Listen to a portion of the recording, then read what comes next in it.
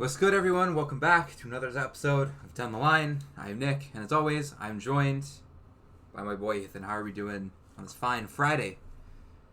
They're doing good. I mean, got some good baseball upcoming this weekend. Huge series, Jays Yankees, where the AL East, first place is definitely in the air still, so that could really shape up what happens. Yeah, we got some big series going on right now. Even recently, like the Yankees, they just finished a series with the Astros.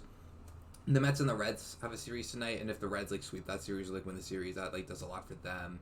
There is another one. This one isn't too crazy, but Cleveland and Tampa Bay, those two are just outside the playoffs. And then the other big one I'm looking at is Texas and Houston. It's a pretty big one. They got Merrill Kelly going tonight. They play in an hour and a half from now. That's another pretty interesting one. And then the other ones are either two shitter teams or it's a really good team versus another shitter team.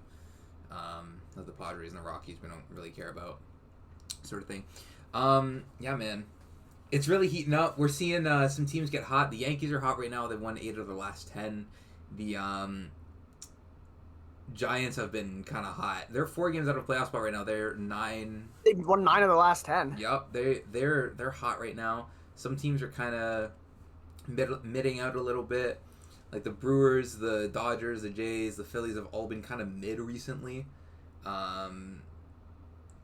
Tigers have been a bit of a slump. Astros have been kind of midding out. Well, you know what's one I'm looking at. You know a team that's kind of struggled recently and is low key. I wouldn't call it collapse. I wouldn't fully call it collapse yet, right? But they're low key. Seattle might lose that playoff spot. They've been. I mean, yeah. They've been slumping recently. Texas has been. They've lost 2 in a row, but they've still won 7 out of their last 10. Obviously, I said they have a big series. They actually have a really tough schedule coming up. The Rangers. Yeah. They have Houston in a 3-game set. Yeah. They host the Brewers for a 3-game set, and then they go on the road, play the Mets 3 games, play the Astros 3 more games. That's kind of rough one. That's a rough one.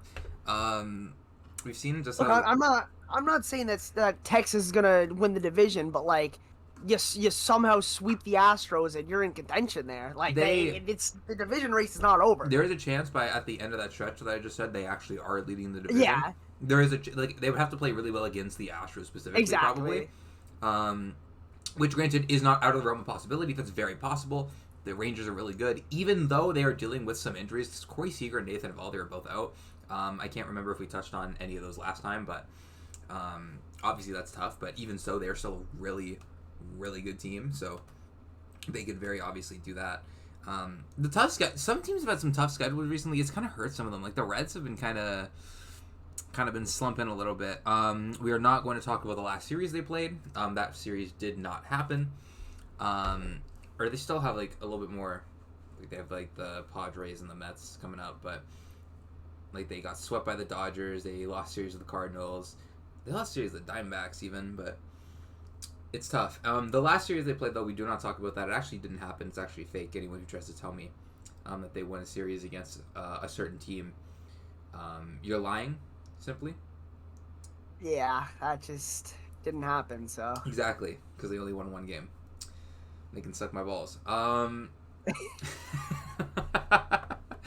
Hey man, hey, I gotta respect the Reds though. I kind of want you remember. I kind of really wanted to see them in the playoffs, but they're falling out of it a little bit. Who knows? There's nothing that says they can't make a run. 5 games in this point of the season still isn't really that much. No, really especially when a lot of these teams still have a lot of games within their own division. I mean, these are some big games. Exactly, and it's like I said, they have games against the Padres and the Mets. Those are really big playoff implications because those are, if they want to make the playoffs, they would have to jump one of those 2 teams. Speaking of the Mets, though, did you see? Okay, this was news that when I saw it this morning or this afternoon or whatever the hell it came out, it caught me really off guard. Senga? Yeah, that was really weird when I thought I saw it, or when I saw it, I thought that was really weird. Why the option Senga? He's been really good. His numbers for the season have been really good, but he's been really bad the last few months. The more really I look at it, I mean the first half he was unbelievable. In 77 and 2/3 innings, he had a 1.39 ERA compared to his 6.56 in the second half and 35 and 2/3. And his underlying numbers are just as bad. It's not like he's just getting unlucky. He's been bad. Yeah, it's rough, and I mean, at this point in the season, when every game matters, you can't really count on him every fifth day. You just can't at this point. So going to the minor leagues, getting some starts there, kind of like just a reset for him, mental reset. Like, all right, just focus on pitching. Doesn't matter if you'll win the game or not. Just, go out there, pitch to the best of your abilities, get some confidence, get your swagger back a little, and then come back for the playoffs or right before them. Yeah, and like there's nothing definitive, I think, that says that he's gonna be off the roster, because I do think that he is a talented enough pitcher that you 100%. Probably do. In an ideal world, he probably sits in a playoff rotation, and you're feeling pretty okay about it. But obviously, like, totally understandable. Like, last few months, he's just been so bad. Like, you need something. Sometimes you need a breather. Go to AAA really quick. Just pitch in a not so intense environment. Even if it's pretty offensive heavy, it's not so intense. Doesn't quite have the stakes as a team that's currently fighting for their playoff lives right now. But reset there. Maybe you come back and you're a little bit better. You have it a little bit more, and you can be in that playoff rotation, or even like long man or something like that. Who knows? They're getting Francisco Alvarez back too. That was like the corresponding move. Alvarez has been really good, man. I'm pretty sure, if I remember right, I think he started off the season like really bad, and then he just kind of like locked the fuck in. Yeah. He would be like on pace for like almost like a 4 WAR. I think he has 1.4 over 56 games, 209 plate appearances. I'm gonna do the math right now. For 650 plate appearances, that would be a 4.4 WAR. Well, you round it, 4.4 WAR for him. He's been damn good, man. The Mets, that's a big ad for them. You know what's been another big ad recently? Yordan Alvarez coming back from his injury, man. Oh my! Yes, he's been actually just ridiculous. Like, obviously, it's only like 20 something plate appearances. He hasn't really been back that long. But oh my god, I was watching part of that game yesterday, and they brought it up on the scorebug, his numbers since he came back. He's a 271 WRC plus since coming back, man. It's actually ridiculous. And that's such a big. Very good in the series against the Yankees. Oh yeah, and that's such a big ad for them too. Like, obviously, we know. I mean, especially with Paredes out for the year, they kind of needed a guy to step up and contribute. And having Yordan back, I mean, that's as good of a deadline ad as you can get without trading anything away. If that makes any sense, it's basically like you're getting a addition for free. Exactly, that's like what so many GMs do. Like it's like when a GM like doesn't do shit at the deadline, and they have a big time player on the injured list, and then they'll just make the excuse in the press conference, even if they need to do something big. They'll be like, well, this is basically a deadline ad on ourselves. In this case, you're getting like a top 5 hitter in baseball, so it's like a little bit different. This is one of the rare cases where I completely agree that you could afford to kind of hold off on replacing him because of how good he is and how normally consistent he is. When he's healthy, I mean, he's always hitting the ball extremely well. Yeah, and you know what's weird? Have you seen his splits from when he's playing DH versus the outfield? I'm sure you've seen those splits, right? Yeah. Like, that doesn't make sense. Like, how is it that much, man? I don't understand. I wonder if there's like an overall. He's pretty crazy. I do wonder if there's an overall correlation. Listen, if there's any like ridiculously advanced stat heads, like anyone who is like super into that, or that would know how to do that. If you can like separate like people's numbers from when they play DH versus when they play the field. Fangraphs Splits has it. Yeah, but is there a way to see like the difference like for overall? Like I know it's very easy to look at a specific player, but is there a way to Oh, you mean like every player? Like I mean like overall, like not just by position, because it's very overall easy. As the league. Yes, like see what the difference is I for see what you mean. overall, yeah, how it adjusts. Sure. It would probably take a lot of filtering, but yeah, I mean, we've heard it firsthand from players that when they're fielding, they feel more involved in the game. DH, they're kind of sitting around. They're not really loose. They're kind of just Stanton said that. They don't feel as involved. Stanton said that. I'm pretty sure he was like, "Hey." Yeah, like, I mean, a lot of players say, yeah. Mm-hmm. That's so one that I checks out there. That's like one specific one I remember. Did maybe I'm misremembering this, but I feel like Corbin Carroll came back from an injury, and he was DHing for a bit, and I think he said that it was a little different, or maybe I'm thinking of somebody else, but I think it was Corbin Carroll. Said something along those lines, which obviously, like, it makes sense, like, the difference from being, even if you were not doing actual, like, hitting actions, motions with your hips, your lower half, your whatever, your arms, your shoulders, you're obviously just staying engaged. It's obviously different than just sitting in the dugout and watching your guys. Yeah. It's obviously different, but I'm not saying that, like, how the hell can it be different? Because, like, obviously I'm sure it is. I just want to see. I wonder what the overall. I wonder what the overall correlation is between the entire league versus when a player DHs versus when they leave the field. I wonder if it's, like, overall just, like, a lot more. And it's like for, like, the majority of play. Yeah. Mm-hmm. I wonder if there's a way to extrapolate that. Steven would probably know how to do that. The only thing I can think of to easily do it is just sort by, like, each position individually, which wouldn't really say much, but it's not the same. But yeah, that's actually interesting, and honestly, I'd love to see somebody pull up those kind of numbers if they can get it. That would actually be really interesting to see how they differ overall. Yeah, man. Yeah, I would actually, like, fucking love to see that. So yeah, there have been some big playoff implications recently. Obviously, we just talked about that. That series against the Astros ended. I don't know if you were watching the game last night. They almost blew it after being up 5 in the ninth. they were up 8-3. I didn't see last night. They were up. What was it? It was 1-1. Then it was 4-1. Then it was 4-3. And then they scored 4 runs in the top of the 8th. It was 8-4 going into the 9th. And then David Bednar comes in, and he almost blows the game. It was 8-4 with the bases loaded. Yeah, he almost walked Correa. He almost, I think he had a full count, or maybe it wasn't a full count to Christian Walker. I can't remember, but he could not find the zone, man. And actually, speaking of which, how about Brian Walsh, the umpire in that series? Dude. Oh my god, man. That's crazy. That's just actually so ridiculous. What was it he did? Because I didn't see it. Like, I saw, I saw people talking about it, but I didn't actually see what he did. Didn't he, like, he confiscated a bat or something? What was it? Oh, well, that's not what I was talking about. I don't know if that was him, but what I'm talking about is in the second game when the Astros the Yankees were painting the Astros on the corners in the zone. They were called balls. Walked a couple of guys. Walked a guy in.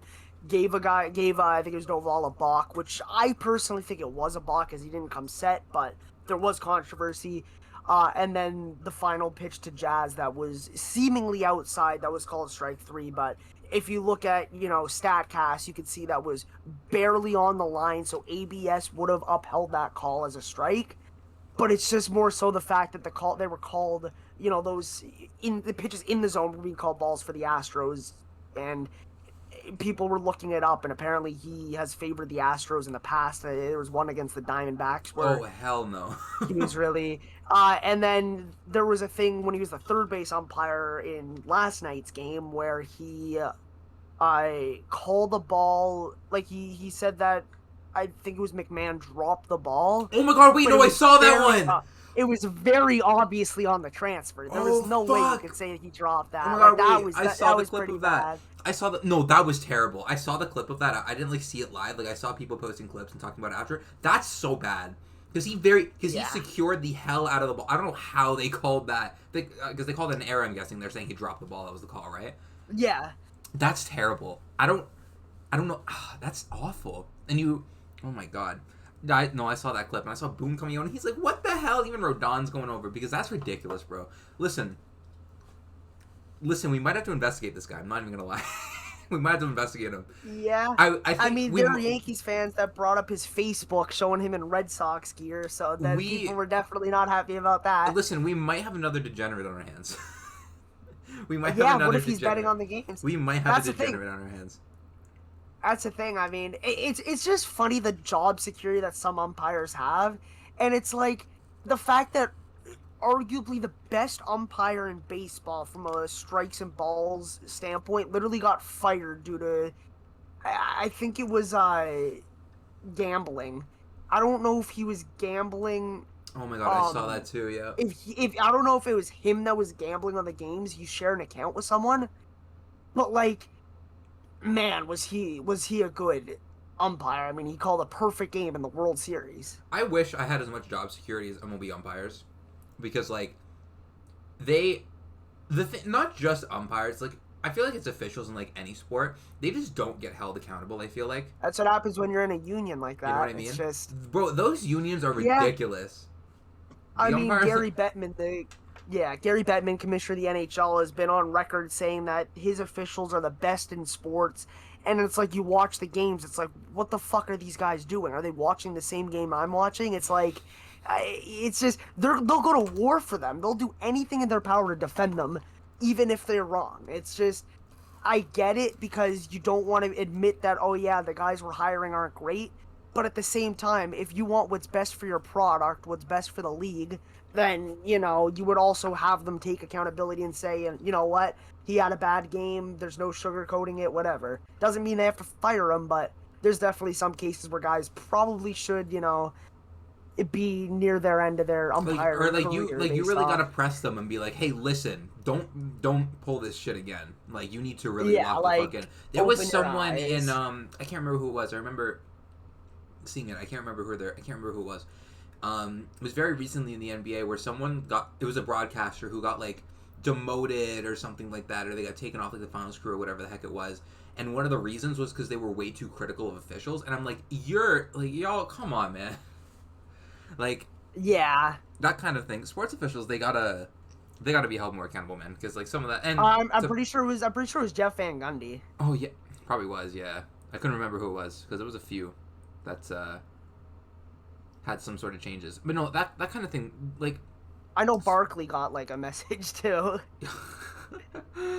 But God. it's like, yeah, I mean, that's the thing. If you can't, like we just got to be better with this stuff. Like, yeah, and analysts and broadcasters whose job is to comment on the game that's happening should be able to call out the officials if they got it wrong. Mm-hmm. I mean, football is the one sport where you kind of see it, because with football, they always have a rule analyst on hand. And it's kind of like, he'll review it and he'll give his thoughts and he'll either agree or disagree. Mm-hmm. And then they'll talk about it that way, and why he thinks it should have been called the other way, or why he agrees with the call, whatever.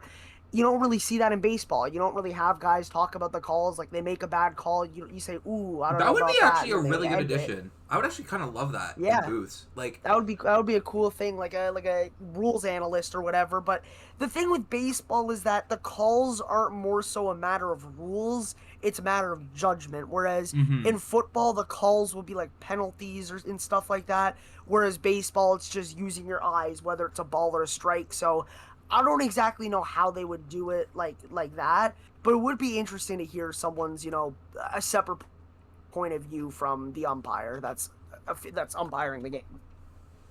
Yeah, that would be. Maybe like, yeah, you know what? I actually really like that idea. But obviously, like you said, since it's judgment calls, like, did his bat go around? Did he touch the bat, or whatever it is? Those are ones like that's where objective. That stuff wouldn't really change too much based on like that. And but something like the McMahon one, right? You have a rules analyst on hand, and he's able to say, I'm not going to go dig up I'm not going to go dig up the rule book. I don't really care right now, but you can say, well, actually, it was on the transfer, so it should have been this. Or you can say, well, since it was on the overall thing, it was this, or whatever the hell, right? Whatever the explanation or like, is. For slides, like, they think they slid out of the base path to try to, take out, like, stuff like that. It would work perfectly. And it would be cool to kind of just hear, well, I'm not going to say unbiased, because I'm not saying that the umpires are necessarily biased, but unbiased in the sense of has no, connection to the game. They don't have any stake on the game. Outside of the game. They don't have any stake. They're not involved in any way.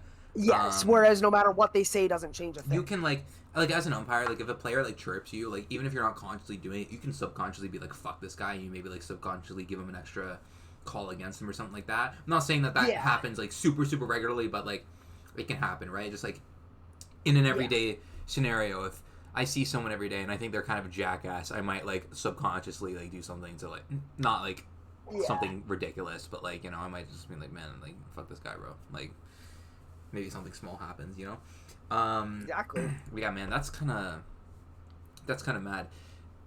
I mean, it's not the first time we've talked about like this kind of ridiculous stuff on the show before. I think was it like 3 weeks ago or something like that. We talked about that one when the Giants season ended on an absolutely terrible check swing call, but. Yeah, and that's one that we did talk about for quite a bit. Yeah. And it's one of those things that doesn't make sense. Why can you review such, particular things, but something like that's not reviewable? It's just that's where it's kind of again to the nitty gritty of it. Like, what should be a reviewable play, what shouldn't be a reviewable play. Especially in baseball, because there's a lot of like really weird things that happen a lot of times. Not to say that oh yeah, it doesn't happen in other sports, but like you remember the in the division series against Texas when Martin threw the ball and it went off of Chu's bat. And then you remember it took like 30 minutes to actually confirm that call. Like 40, what if the hell? It took like forever. Because that's such like a weird thing, and they had to go back. My problem with the call, it wasn't the fact that it was the wrong call of it hitting the bat, because whatever. If the rule is like that should be it, whatever. The problem I had was the umpire clearly calling time before he scored and sending him back, calling time, sending the runner back, and then he said, "Oh, never mind, we're gonna score him." You called time, the play was dead, and that's one of those things where it's like, it's interesting. Another thing is, no other officials in sports have an impact on the game as much as umpires do in baseball, because you look at a sport like hockey or football, even basketball. The objective is to score the ball in the basket, get the ball in the go through the end zone, score a goal. And yes, there's fouls, penalties, whatever, but like, you don't have anything in those sports like calling balls and strikes where each pitch the umpire has a say. Like an official can't stop the ball from going in the net. They can't say it didn't, right? Yeah, like, they can't stop just, the puck from going in. The ref can't. Exactly. They can't take the player out of the end zone. Like, they can't take him out. But like let's say bases loaded, full count. They can call a ball a strike and the inning's over, or they could call a strike a ball and they give them a run. Yeah, man. I don't know what the avenue is for improving that sort of thing, because, like, again, it's not like a simple thing. The unions are so fucking like airtight on this, where I feel like unless an umpire went out and like fucking hate crime somebody, they would stick all the way up. They're like, you are not touching me, whatever, right? Like, even if it's an egregious ass call, like that McMahon one, I think that's egregious. Maybe I'm misunderstanding the rules, but that should have been an out call. And I think the fact that it wasn't as egregious, and I'm sure that if they tried to discipline him, or like, you don't even have to you don't have to suspend the guy. I think if for a while you're like, you be on this case, you're like, all right, listen, this, whatever, you need to lock the fuck in. And then eventually, after a certain amount of time, it's like, all right, buddy, you are not doing this properly, suspension, whatever, right? I mean, I've seen ideas even if it's a small one, those unions are never going to let that shit happen. Exactly. I've seen some people suggest that umpires should be able to be demoted to the minor leagues and called up based off their performance. If a guy's really messing up in the majors, he should probably, he should be able to get demoted, kind of like a little, stint in the minor leagues just to kind of figure it out where the games don't matter. I'm not going to say the games don't matter, but they don't matter as much. Get that Kodai Senga thing. Yeah, exactly. But it's like, you know what I mean? We see call-ups in the minor leagues with umpires when there's like, if, let's say, a family emergency, or like, he's on an umpire's unable to, go for a day. But it's like, if a guy's struggling, why shouldn't he be able to get sent down and have somebody who's been doing a good job in the minor leagues get called up? Especially when we have access to all this data of the umpires' scorecards and stuff of what's a strike, what's not. Do you remember the game? I think it was the Yankees-Red Sox. It was in the playoffs. I think it was like 2018 or something. I'm pretty sure, if I'm remembering right, it was like Angel Hernandez missed like 4 calls at first base, like 5 in the same game. Or something ridiculous. It might have been 6. I don't remember the number, but he missed a fuck ton of calls at first base in one game, and it was like egregious. It was getting posted everywhere. You remember that? I don't remember what a lot of them were, but I mean, that's another thing. if there was ever a guy that should have been fired, it was him. Yo, I mean, this yo, guy's the center of attention for everything. Yo, you remember when he tried to sue them for like racial discrimination because they like took him out of like Yeah. took him out of playoffs or All-Star game or whatever the fuck it was? Oh my god. Remember the one on Schwarber? That was an all-time crash out. Dude, justified crash out too, man. I do remember that. I'm not saying it wasn't justified, but like I remember that. Oh my god. Oh my god. I love this sped up GIF meme of him like going nuts, like pointing, and it's like, oh man, that was funny. But man, I remember seeing that. I remember seeing that. Yeah. Players got to be able to chirp more before getting thrown out. Some of the umps are ridiculous. Did you see the ump recently that threw out a ball boy because he gave him the balls too hard? Yeah. That's ridiculous. What the fuck are you doing, man?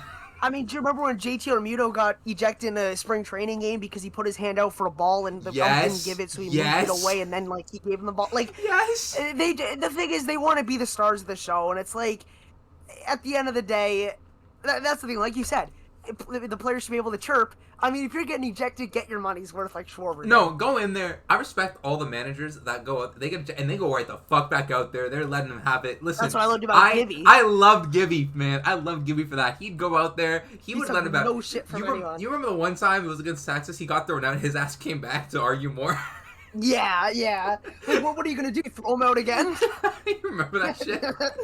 God, I love that shit, man. He was one of a kind. Man. Respect to Gibby, man. I gotta say, another elite follow. I wish he still posted. Welcome to the Ump Show on Twitter. I wish that account was actually active because that was a great follow. Yeah. He just post a bunch of terrible umpire calls and it was kind of beautiful. Yeah. Yeah, man. That was Oh man. Okay. I think it's about time we get into the main part of our episode. So. Obviously, I feel like I say this every single podcast now, but playoff races are heating up. It is September 5th. This is our first episode of September. Anyways, races are heating up. Races are getting closer. Things are getting a little bit closer to being a little bit more defined. And so, we are deciding we are going to look at every playoff team or teams that are maybe just a bit outside of the playoff hunt. And we're going to be looking at we're going to be determining what we think are the biggest strengths of each of these teams. So, it's not gonna be as broad as offense, pitching, defense, whatever, right? We can go a little bit more specific than that if we feel so inclined. But what were we doing last time? Last time we started in the AL. We're gonna start in the National League this time. We're gonna start from the bottom of the wild card. We're gonna start with the New York Mets. Ethan, what do you think is this team's biggest strength at this point of the season, heading into the rest of the season? So, honestly, strength-wise, I mean, offensively, they've been rolling for sure. Mm-hmm. I think that everyone, for the most part, in the lineup has been doing their job and getting runs. I mean, we saw what they did against the Tigers in the first two games of that series, putting up 22 runs. Mm-hmm. I mean, obviously the Marlins aren't an incredible. I'm not saying they're bad. They're an incredible team, but in that 4-game series, they put up, I think it was 30 something because they had the 19-run game and then the 8-run game which they lost.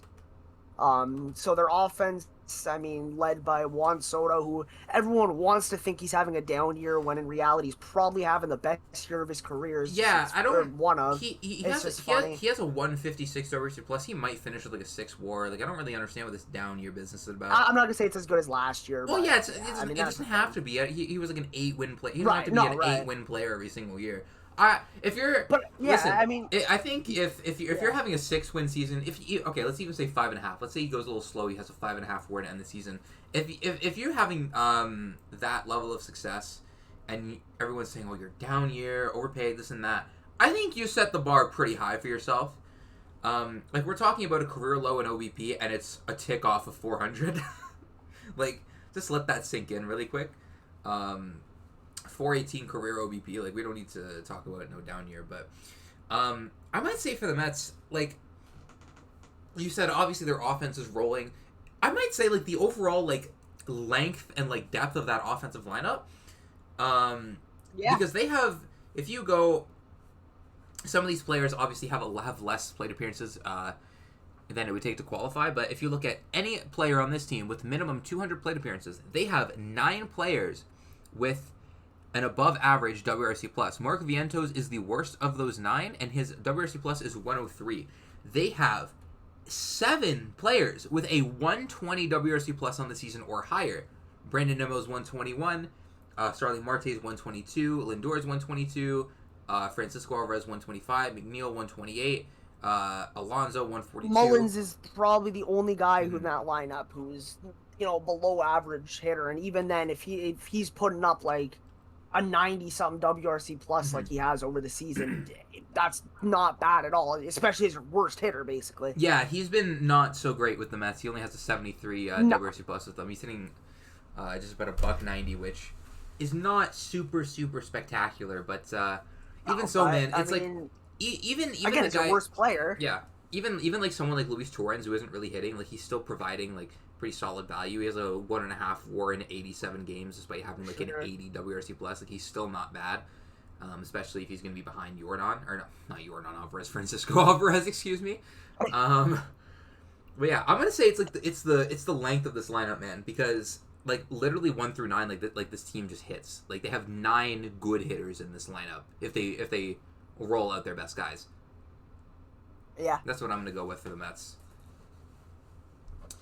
Our next team is. Or we do weaknesses as well after, or at the same time. You know what?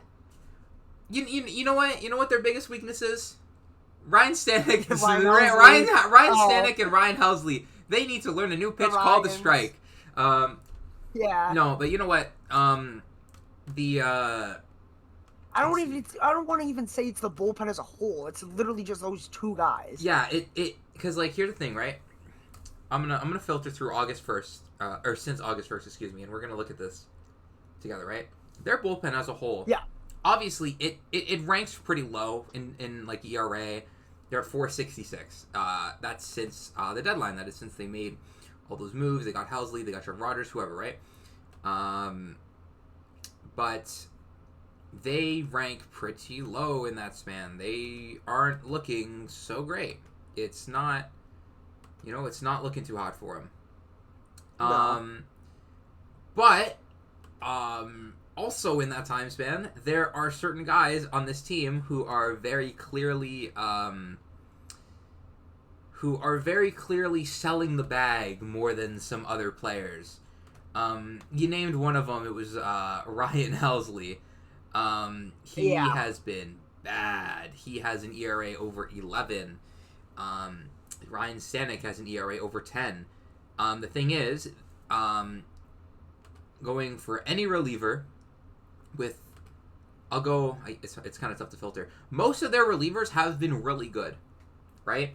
They hit on Soto, they hit on Rogers, they've been unbelievable. It has literally been these 2 guys, right? Yeah. Reed Garrett hasn't been great, but like I don't think that he's going to be like one of their main guys. Like they have enough good guys that you don't have to worry about Reed Garrett, right? It's literally the fact that Ryan Helsley and Ryan Stanek have just been that bad. They, like, their combined ERA is older than me. Like, keep that in mind really quick, right? That's bad. That's insane. That's bad. It's bad, man. I don't know if Ryan Helsley, I don't know if this is his ERA or my credit card debt showing. Like, I really don't know which one this is. Yeah. It's really bad. It's crazy. I mean, I'm pretty sure that their ERAs were able to vote in the last Canadian election if they were, here. But it's just that's the problem. I mean, when you're well, I'm not gonna say closer because obviously that's Edwin. For the most part, but well, not for the most part, it is. But from a guy who you were expecting to be the number 2, the next man up, double-digit ERA since the break. Mm-hmm. That's not great. That's you just can't have that. So that's why I don't want to say it's their bullpen as a whole, because like I said, they only rank. You would think that it's the Ryans. It's the Ryans. You're exactly right. It's the Ryans. Their weaknesses right now are the Ryans. Maybe if they change their name, they'll be better. But maybe listen, they gotta go hit up the like a passport office or something, or I don't know what. Yeah. I don't know where you go to do that stuff, but They gotta go do that. Change their name something. Maybe one of them can go to like a James or something. And one of them can go to one of them can go to no, hold on, hear me out. Hunter Stanek. That'd be tough. That'd be tough. Don't even. That'd be tough. It might help him pitch better too. David Helsley. That sounds nice. That like flows off the tongue. Why do I feel like there's a real like person named that? Like I feel like I've heard Probably that. is. I feel like I've heard of David Helsley before. I mean, it works. See, it works. It does work. See, it works so well that I think it's a real like human being. Exactly. Man, you got that, I guess.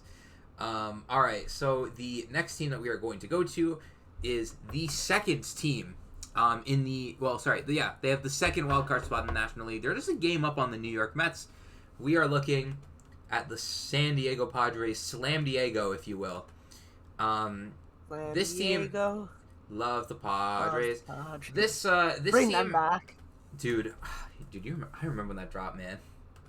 That was a time. Diego. I remember they tried to drop like a follow-up one, and it just wasn't the same. Philly's going down to yellow and brown. That's what's in.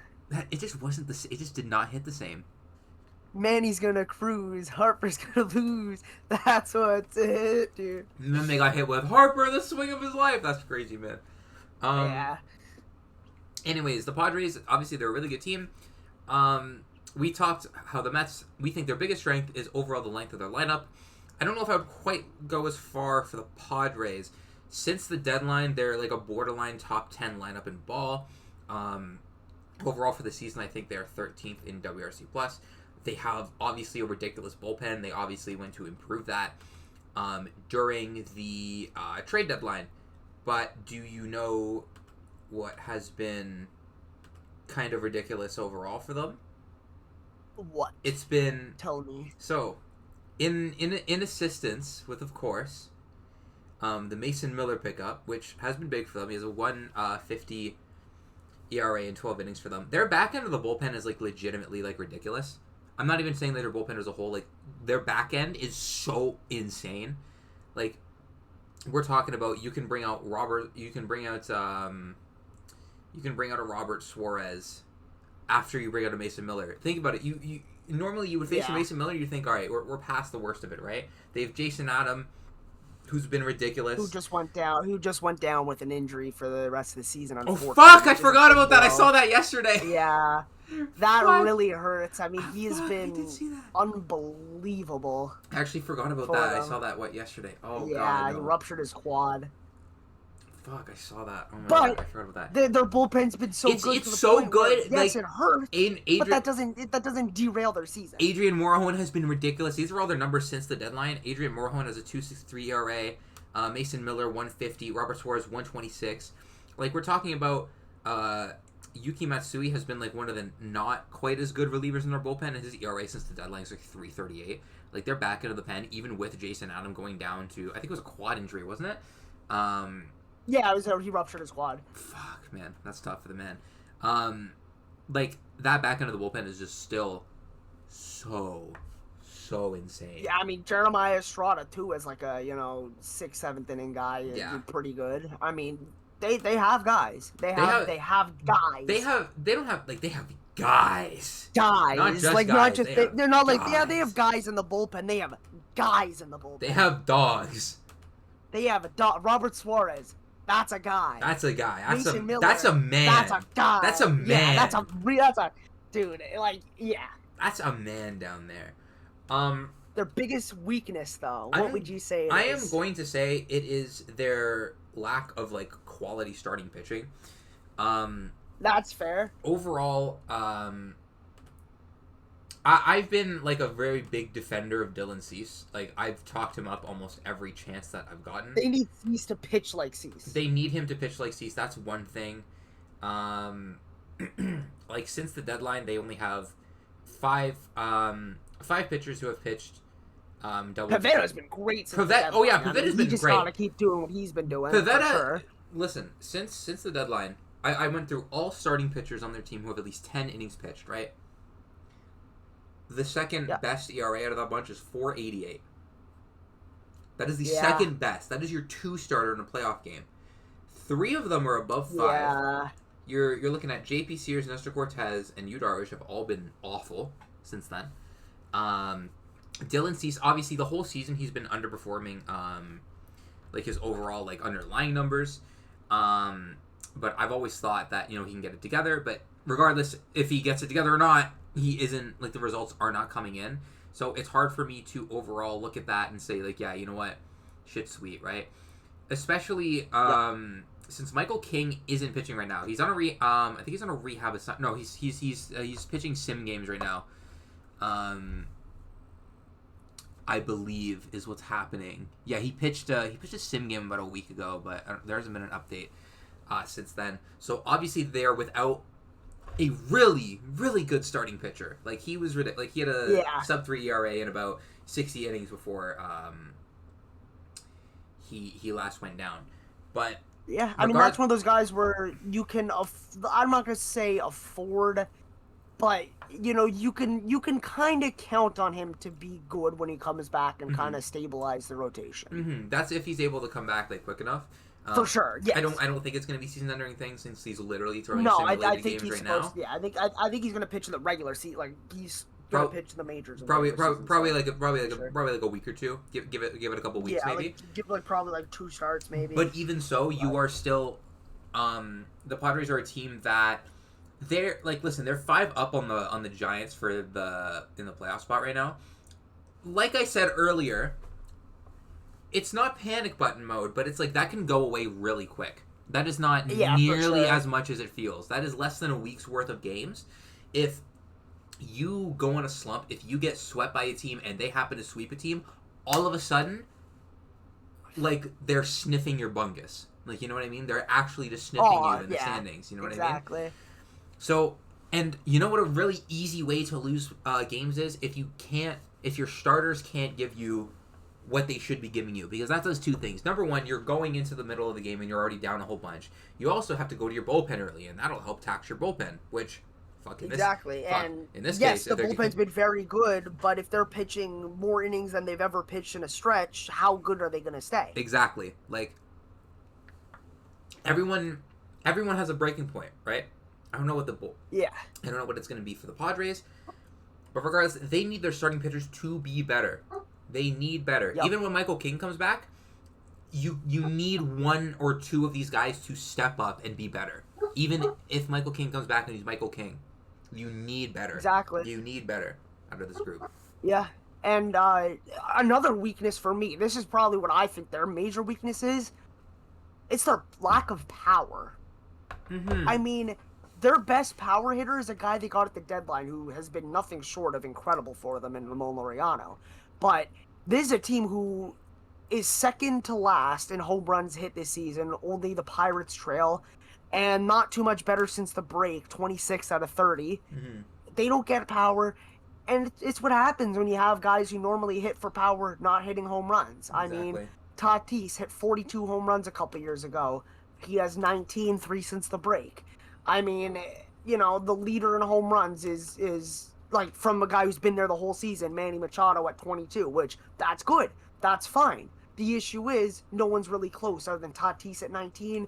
Then you have, like obviously, Arise, who isn't a power hitter. You got Jackson Merrill, who has 9. You have their catchers who just don't hit, period, let alone the home runs. I mean, that's the problem. They're just not getting power, and it's hard to win games when you're not hitting virtually any home runs. And that's one of the things where it's like, their lineup's been okay, but it's like their lack of power is like a legitimate concern. And like, to really put it into perspective, since the break, or since the deadline, so August 1st onwards, Ramon Laureano has 7 home runs. You said that's spectacular. He's slugging almost 600, ISO of 252. That's more than great. Half the team has in the whole season. Elias Diaz is tied for second with Xander Bogaerts and Gavin. Like, that's ridiculous. Ryan O'Hearn's on there too, but like, that's the kind of thing, right? Like, we're talking about like some of these guys. Like, Tatis has 2 bombs since the deadline. Machado 2. It's bad. It's really bad, actually. Machado's been awful since the deadline, by the way. He's actually just been, like, a below replacement level player in the past, like, month. He's been really bad. They need the bats to come alive. Negative .2 WAR since the deadline for Machado. 68 hours plus is bad. I still think if you increase the sample size to the break, though, he does have a WRC plus of 111, which is better. That's good, and you kind of need him to go more to what he was doing around before the deadline, and like between the break and deadline, or just do what he's been doing, for the most majority of the year. I still overall I think that their lineup has been like good enough, even without the lack of power. Like you still since the deadline qualified hitters. A couple home runs here and there aren't going to hurt them. No, that's for sure. Yeah, like it definitely it wouldn't hurt. Like if I go any other qualified hitters, or I'll go hitters with minimum 30 plate appearances. You do have 6 above average hitters in there, in that time span. That is also not accounting for the fact like a potential Machado return to form kind of thing. So like their lineup has been good, but of power. Listen, power wins games. In the playoffs, especially, maybe on our last episode before the playoffs, I'll do my big thing. I've done it before on other pods. I was on my friend's podcast one time, and I went on this like 20-30 minute little spiel about how important home runs are, especially in postseason games. There's a whole ass study actually related to it, by Mike Petriello. It was like 5 years ago. If you don't know, you should check it out. But it would concern me a little bit in a playoff setting if this team just can't hit for power, because like your ability to score runs is going to go down tenfold. I don't think I'm that concerned for the remainder of the regular season. I do think I'm a lot more concerned by their like inability to pitch, or from their starters especially. Again, even if Michael King comes back, they need at least one guy, probably 2 guys, to just be better. Because I don't think you can like have confidence in a rotation where you have multiple guys in an ERA of like around or above 5. But their lineup, I will agree that the lack of power is kind of concerned, even if they've overall been okay. I will agree. The lack of power is kind of concerning there. I'm gonna say it's their starting pitching there, but I mean for sure. That's another. I mean, teams could have multiple weaknesses. This is true. This is true. There's not one strength, one weakness. Exactly. Multiple. So definitely both can be true, that their starting pitching needs to be better and their home runs they need to hit more home runs. Exactly, yep. So now we're going to go to the first NL wildcard holder in... I was going to say first NL wildcard holder in the NL East, and I realized it didn't actually make sense. The first wildcard holder in the National League. They hold the number 1 spot. Cubs. The Chi-Town, the North Side. This is the North Side. Am I getting my geography right? This is the North Side. So well, yeah, because the city connected the White Sox at South Oh yeah, that's side. right. They're South Side. It. Duh, idiot. Hey man, I don't know American geography like that, but hey, thanks for that. I respect that. This is a team that's really interesting because they have. I at first I wanted to say it's been their star players recently, but like Kyle Tucker's been okay. He's gotten a little bit back on the horse recently. Obviously, we know how bad PCA's been. Like. Since the start of August, 23 WRC plus. Matt Boyd hasn't been that good either. That's the other thing. Is like no, that's another team whose rotation I think could be the biggest weakness. It's a really interesting one. Their bullpen hasn't been like spectacular either. I mean, first of all though, let's not say it's the entire rotation, because Cade Horton has been one of the best pitchers in baseball over the last couple weeks. I don't know if I would say it's a rotation, because like Cade Horton's been really good. Shoto Imanaga has been still like he's been the guy. It's only been 2 starts, so like with Jameson Taillon in 2 starts has been pretty good. And even then, like they've had. I guess the bullpen probably would be a more reasonable complaint. Yeah, it would be the bullpen. Like obviously you want better from Matthew Boyd, but he hasn't been so bad that it's like costing you whatever. They've had some guys like Loki step up, like. Javier Hassad, he hasn't been like ridiculous, but he has about a 4 ERA since the start of August, which is not bad. That's not bad. He's made 4 starts. No. He came up since then, so he's actually been okay for them. Like he has not been bad, and he has like a record of major league success. He was pretty okay last year, 3.73 ERA in about 150 innings. Year before that, just under 110, had an ERA just barely above 3. Their rotation, I'm not super concerned about. I think their bullpen, you can complain about it a little more. I do think what they need more from their top end players. That's what you really need more from. I would agree with that. You need more from PCA. You need more from Matthew Boyd. Kyle Tucker's Kelly. Kyle Tucker's been good. Yeah. But you kind of need a little bit more out of him. You know what I mean? He's been just ultra standard. Elite. He's been standard good instead of Kyle Tucker good, which I'm not going to harp on him and say that he's been awful, but ideally you do want more out of him. Michael Busch has been really bad in the second half of the season, like you said. Carson Kelly has been brutal as well. Yeah, like that, and I mean, even like look at their some of the acquisitions. Willie Castro, he was an average hitter, 108 WRC plus with Minnesota. Seiya Suzuki's been really mid. I know you said acquisition, but Seiya Suzuki's been like not very good since the break too. Yeah. I mean, that's the thing. You need guys to step up. PCA, he was in MVP talks for a good, probably close to half of the season. Where is he? If the season ended in the first half of the season, he probably would have had MVP. He probably would have been my vote. But he has been actually like awful. Like he hasn't even been up to the standards of a major league player since in the past like month. He has not been. No, he definitely has not been. You need better from him. You need better from Michael Busch, who, might I remind everybody, in the first half of the season, he was a top 5 hitter in the NL. He should have been the first baseman starting in the All-Star game.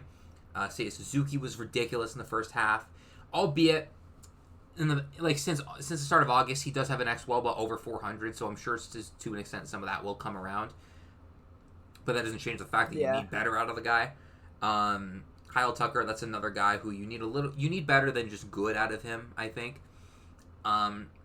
It's not something that I'm going to harp on too much on him. I'm not going to give him too much shit for it. But even so, you do expect better out of him. So I do think that for them, what they really need, it is better production. Like, their biggest weakness right now, it's literally their top-end talent, which kind of sounds crazy. They need more from those guys. Now, their biggest strength, it's interesting. I really like their rotation. Because, like, we talked about that. I think that could be, out of anything, it could be probably, like, their biggest, out of everything, because they haven't been like spectacular the past month. They haven't. It's an interesting rotation because the guys who you would think would be good at this point, like a Matthew Boyd, have been struggling, and then a guy like Cade Horton has been virtually unhittable. Yeah, like they've been pretty. Like they've been okay. Like they're a few games above 500. They're 18 and 15 since the deadline. They've been like okay. They've been slightly above average. They're the 11th best record in baseball in that span.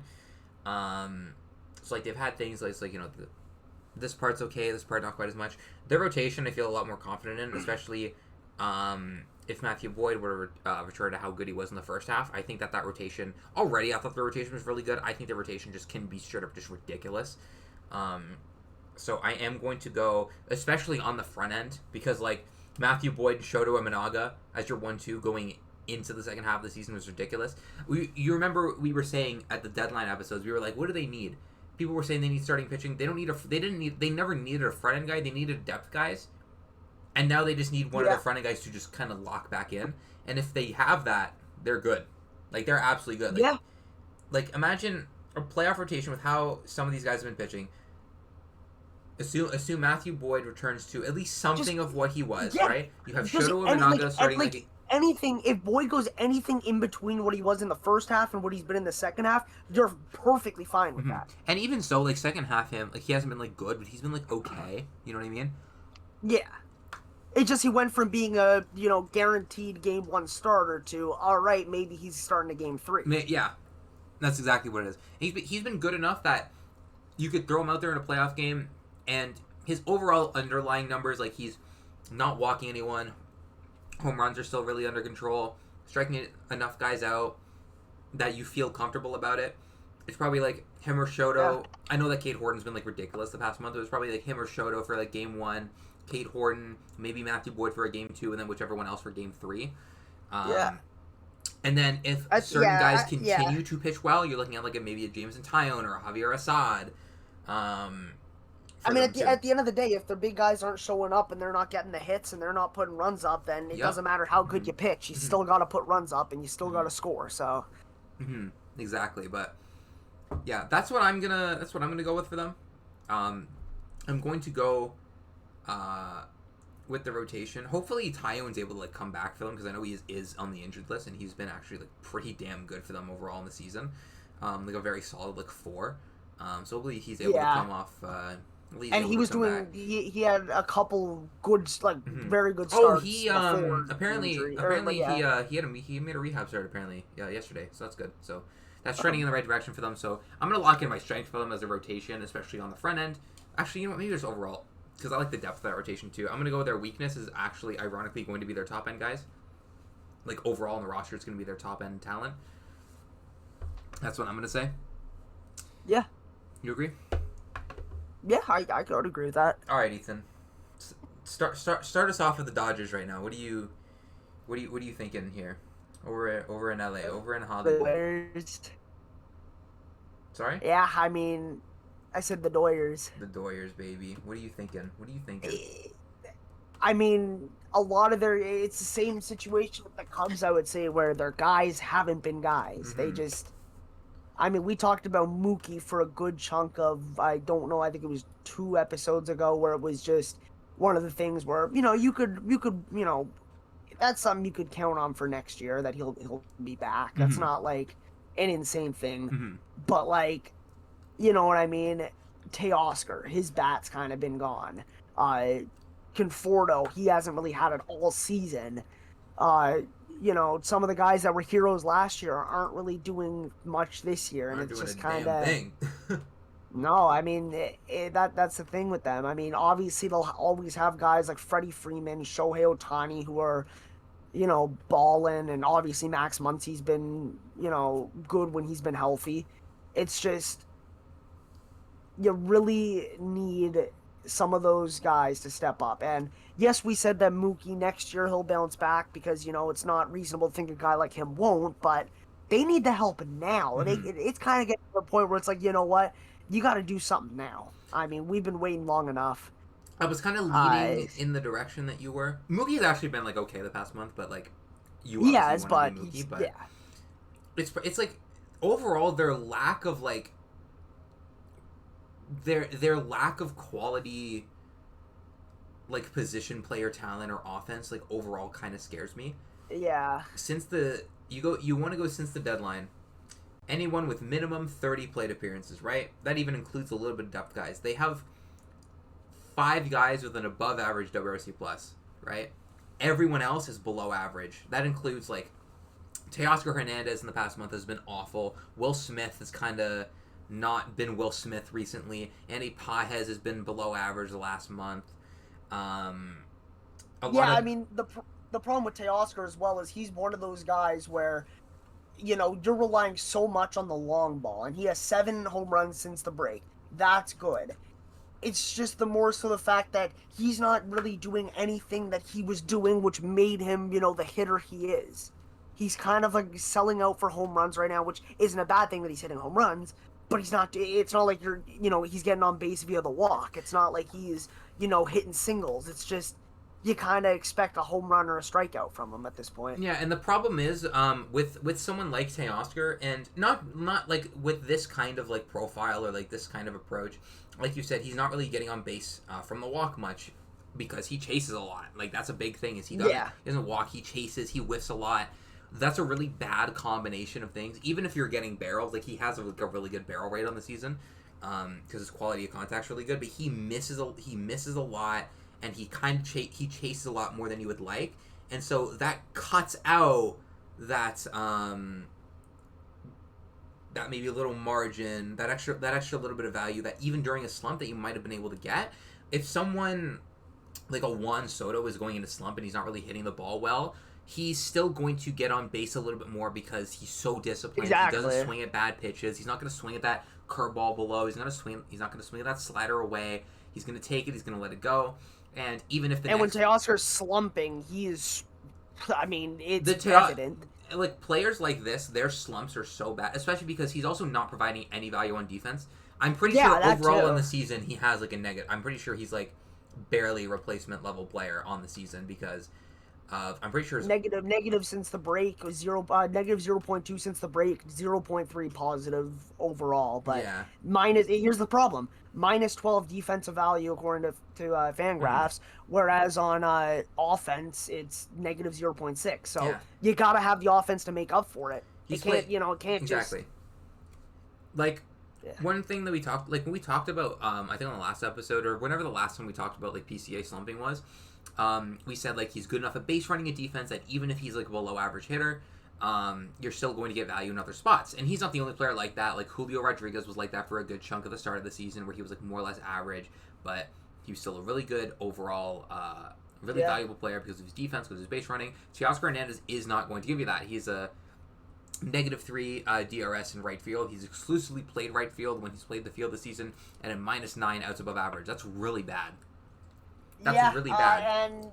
And we've seen him, in the past have seasons of 3.5, 4 WAR seasons. So and that just goes to show how valuable he is offensively when he's able to be doing what he's doing. But right now he's just hitting at the worst, pace of his career. It's really.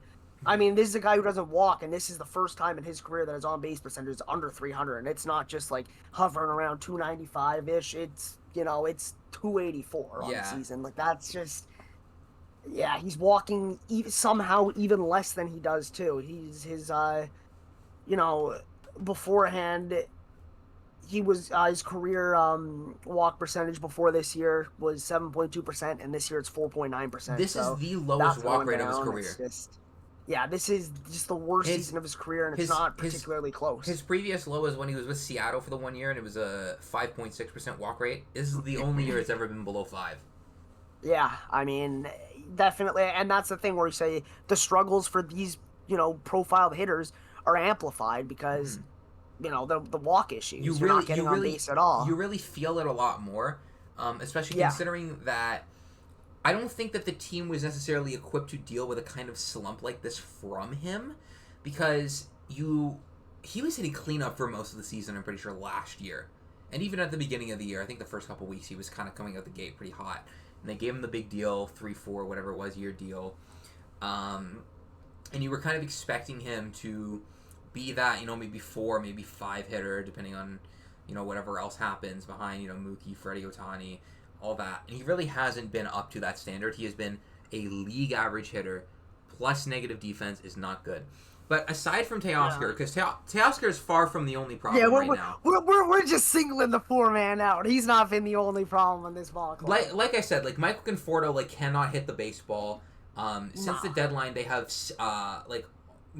most of their 7 out of these 12 players who I named. They've 12 players, minimum 30 plate appearances. 7 of them have been below average hitters since the deadline. So let's take some of this into account right here. Alex Call has a 106 WRC plus since then. I don't expect, number one, that's a depth option. Number two, I don't really expect that he's going to maintain like a really good WRC plus like the whole time. Max Muncy also has a 269 during that same span. I do believe also he is on the injured list right now. He's rehabbing right now. I'm pretty sure he is in the middle of rehabbing in AAA. Okay.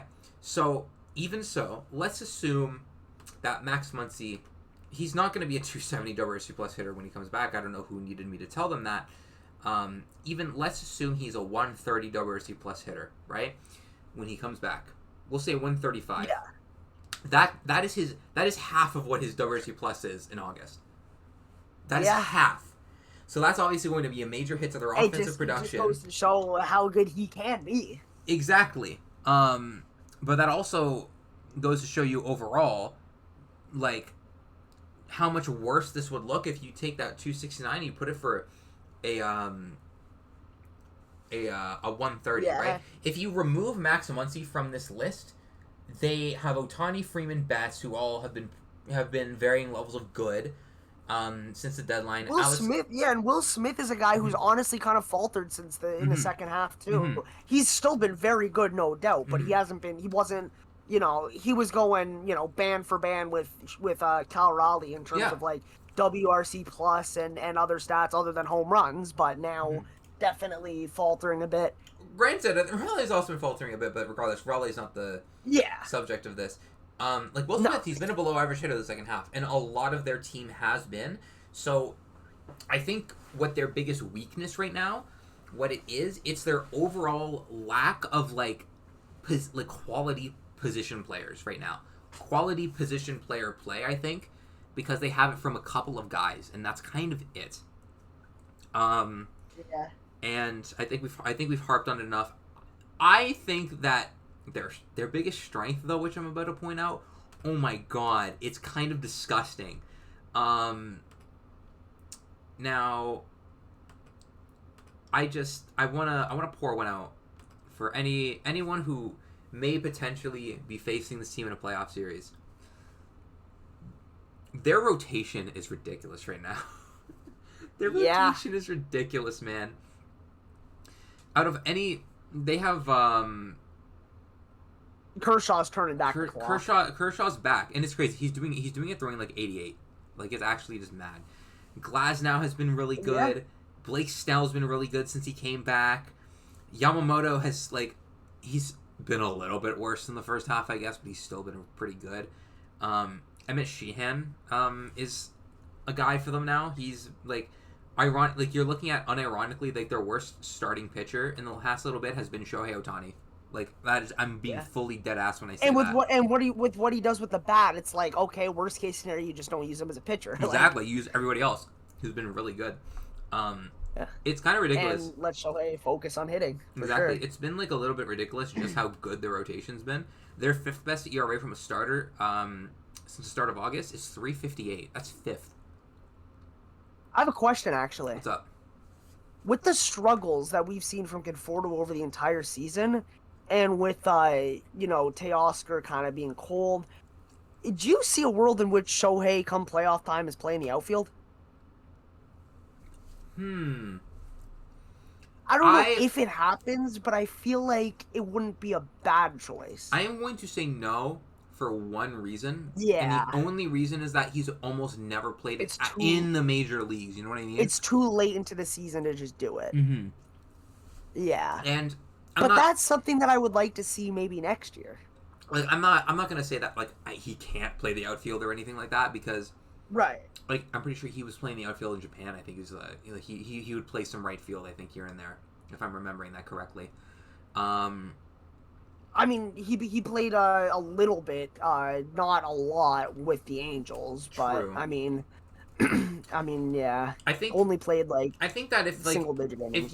If you had come to this sort of like conclusion like earlier in the season, maybe a month, maybe 2 months ago, I think I would have been able to see it a little bit more. But I think it's too late into the season to say, all right, Shohei, I know that you have not played a lick of outfield in the last like 4 years. Last time he played any outfield was 2021. He played a whole what was that? I think, if I'm counting that right, eight in the third innings. I'm counting that right. That's the problem, because that is like all of the major league outfield experience he has, right? And again, this is not an experience thing. This is not me saying I don't think he's capable. I think it's the fact that you have not had him there in so long. I think to try and put him there and expect him to, unless you're putting him in left field, and obviously the bar is a little bit lower. I think to try and put him in the outfield in such an important, in such like important circumstances, and then try to say that like you really need good play out of him. I don't know if you can fully expect that, right?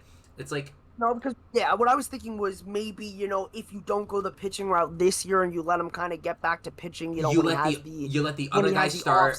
You let the other guy start. One of the other guys goes down or isn't on the roster or something like that, and Shohei takes like the right field spot or like left field or whatever. Is that what you're saying? Yeah.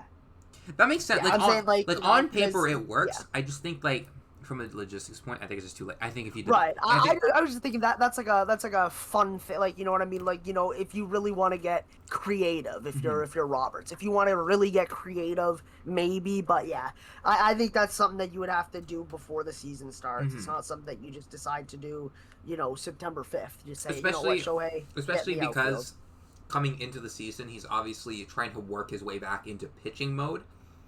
Yeah, like that's Right? what I'm saying. I don't like. Maybe what they could have done is maybe kind of had him do a little fielding instead of pitching, because I don't know. He is struggling right now pitching, and we know over his career he's a good pitcher. So maybe, you know, the problem was wait until he'll get an entire, you know, spring training, and he gets to work out for the off season where he's able to pitch and not recovering from the injury, and just kind of let him field a little or whatever. You know, whatever he can, but I don't know. I mean, I definitely think that we could see him in the outfield in the future, because I think there was talks that, like, there was a chance we could see him there. So it's definitely something that's been discussed internally in the Dodgers organization. I think that they would have had to just prepare more in advance to kind of have that in their back pocket, and I don't really know if they would have done that in this case, because obviously with like Teoscar, you were never really expecting him to be like a replacement level player. I don't think you were really expecting that. I think you were expecting worst case he was like a 1-win player in a given season. I think that was like the worst case scenario that you probably imagined. And then Conforto, you were thinking probably platoon worst option, right? Worst case. I don't really think that they would have planned for this sort of thing. So I think they don't really have it quite right in their back pocket enough to do that. That's at this fair. Point. Yeah.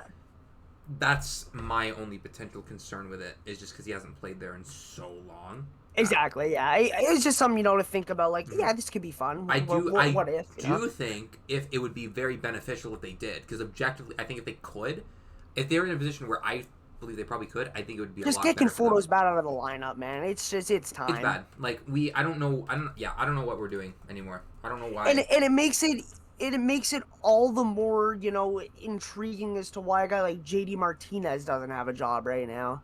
Yeah, that's ridiculous. Because the thing is, you know, we obviously talked about Teoscar's defensive ability isn't good, but what about Conforto? I mean, he's even worse. Listen, I don't know about even worse, but he's just as bad. Dude, so it's like, listen, Conforto is almost a 1 loss above replacement player this year. You know how crazy that is. You got to be like, we're inventing LAR for you. Like, that's crazy. We're inventing LAR. Losses above replacement. Loss above replacement. Like, that's bad. I mean, that's kind of what we're at right now with him. And it's like, I don't care if Shohei hasn't played in the outfield since 2021. Are you telling me he's going to be worse than both Teoscar and Conforto? I doubt it. I think especially with the bat? Like, who cares? If I was in charge, if I was Roberts, if I was a GM or whatever, I wouldn't have it off the table. I would heavily consider it, but I don't think that they would, like, with the logistics and everything. Yeah. All right, what team are we going to next? So the next team we got, the second best record in the National League. We are going to the. Oh God, excuse me. Oh my God, I like choked on something. And the Black fans pulled up. The Dodgers have taken out my co-host of this podcast. Unfortunate. Yo, they got me in the SUVs, man. They got me. We're going to Philadelphia, the Phillies, man. This is this team's electric, man. This team's electric. They vibes are high in Philly I don't know if I'm gonna say this is their biggest strength, but I wanna give some kudos to how good their rotation's been in the past month, even with the loss of Zach Wheeler. But you gotta give them Christopher Sanchez has been unbelievable whole season, not just Luzardo's back. Ranger Suarez is still pitching like he's Ranger Suarez. Taijuan Walker's been serviceable. He's been a serviceable like 4 or 5 star the past month. It's been like actually like kind of weird. Like, it doesn't really make much sense when you really think about it, but like, hey, respects to them. I have a really this team's ridiculous, okay? And one of the main things for them, I said the rotation is really good. Obviously, we know how good that this team's offense is. Like, I don't think anyone needs me to tell them that. Their top 5 lineup since the start of August. with this team, it's kind of interesting. They're only eighth in home runs, which like doesn't you wouldn't think it would correlate quite as much. I am going to go a similar thing. I can't remember who I said this about earlier. I think I might have said it about the Mets. I'm going to go overall. They're non-Nick Castellanos position players. they're non-Nick Castellanos position player, and their position player depth. Because I wouldn't even say it's just Castellanos. I mean, he's been brutal, don't get me wrong, but like Kepler's been bad, Bohm's been bad. It's not even just Castellanos is the problem. Here's the thing, right? Is like, okay, Bohm, he obviously started off the season really, really bad, right? He was awful the first 2 months. I think for the season overall, it grades out to like slightly below average. He's been so much better since the last few months. I remember I had him on my fantasy team, and he kept him way too long. I know. Since August 1st, they have 12 hitters, minimum 30 plate appearances. I'm using like the same benchmark for like a lot of the teams. So, 11th there. They have 9 of those hitters have an above average WRC plus. 9th is JT Realmuto with 109. So like a 110 WRC plus being the worst in your lineup is like kind of crazy. Even the 2 guys below that aren't Castellanos, it's Edmundo Sosa and Alec Bohm. They're like just barely below it, and they're providing some like okay enough value, right? They're okay. That's okay, like, you know, depth options. They have, you know who's like low key been like killing for them recently? It's he's an outfielder for him. He like has like almost no like major league service time. He has a whole 90 games of service time over a few years. Mr. Weston Wilson. That's almost a tongue twister, to be totally honest with you. But like he's a depth guy for them. Really, that's all it really is. But yeah, he's been actually like kind of hitting really well when he's played the second half. Overall, in the second half, he has a 127 WRC plus. He's been really good for them last few months. Yeah. Even if let's say you take that out and you put one of the other guys in there, they need to like chill with the Castellanos playing time. That's literally what they need to do. I don't know why we're doing this still. I don't know why we're doing the sunk cost fallacy just because you paid him a bunch, you have to play him a bunch. You don't got to do that. You can chill. You can chill on the plate appearances. Yeah, that's the thing. I feel like a lot of teams do that with players where it's like, okay, we're giving this guy money, so we're going to play him. But at the end of the day, he's getting the money regardless. You might as well play your best players. Mm-hmm. And Castellanos, like he's been bad, but the rest of our position player core has been so good. Like, Bryce Harper, at a one night, is 7th in their team in WRC plus, which sounds awful, but he's hitting at a 119 WRC plus, which obviously you expect him to be a little bit better, but 19 WRC plus in your team is 7th since the deadline. That's ridiculous. 109 is 9th. 109 would be the worst hitter in your starting lineup over that span. Yeah. I want you to compute how ridiculous that is. That's It's insane. It is. These guys are mashers. And you know who has 12 home runs since the All-Star break? Kyle fucking Schwarber, man. Shadow Schwarber bombs, baby. He's hitting barely 200, but he doesn't care. This guy doesn't give a fuck. I mean, Everything he's hitting is going out of the yard.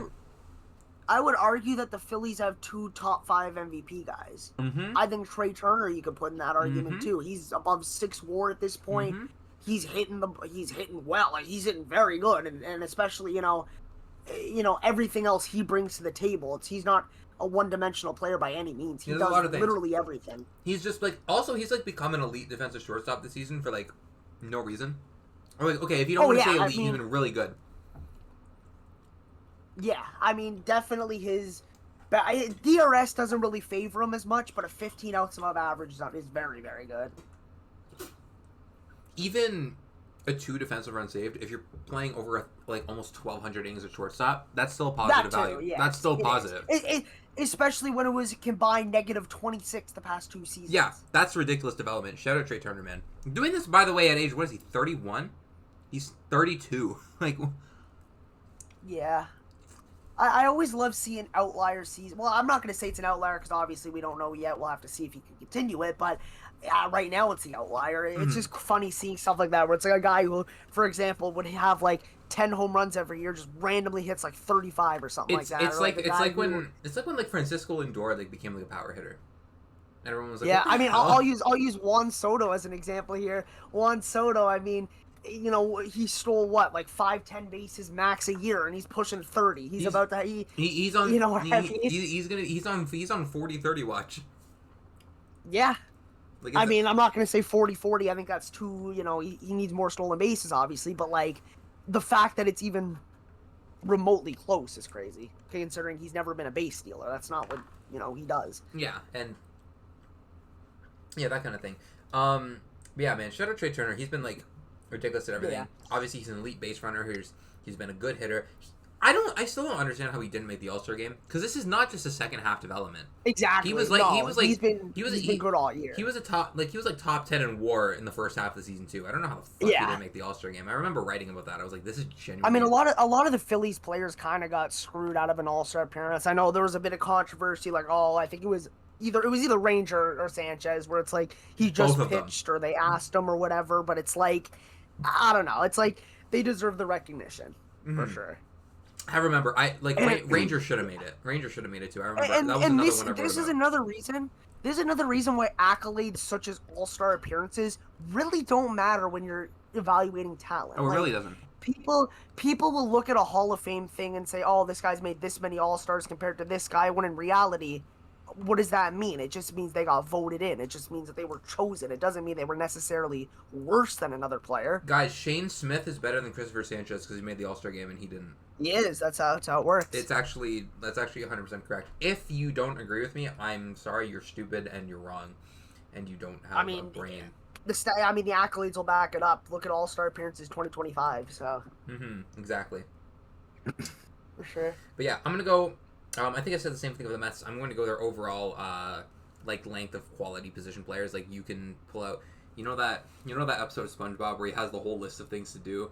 And it comes in and it's going all everywhere and it's going up the wall and then it's going down the road. That's like their position player depth chart right now. It's like actually kind of ridiculous.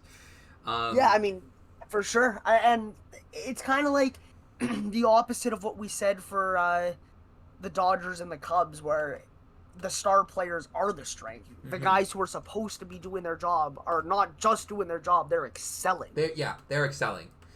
And even the ones that are not, like, performing exactly how you would want them to, like Bryce Harper, you want to be better than 120 WRC plus whatever. He's still been really good. And I mean, it's a higher number since the break.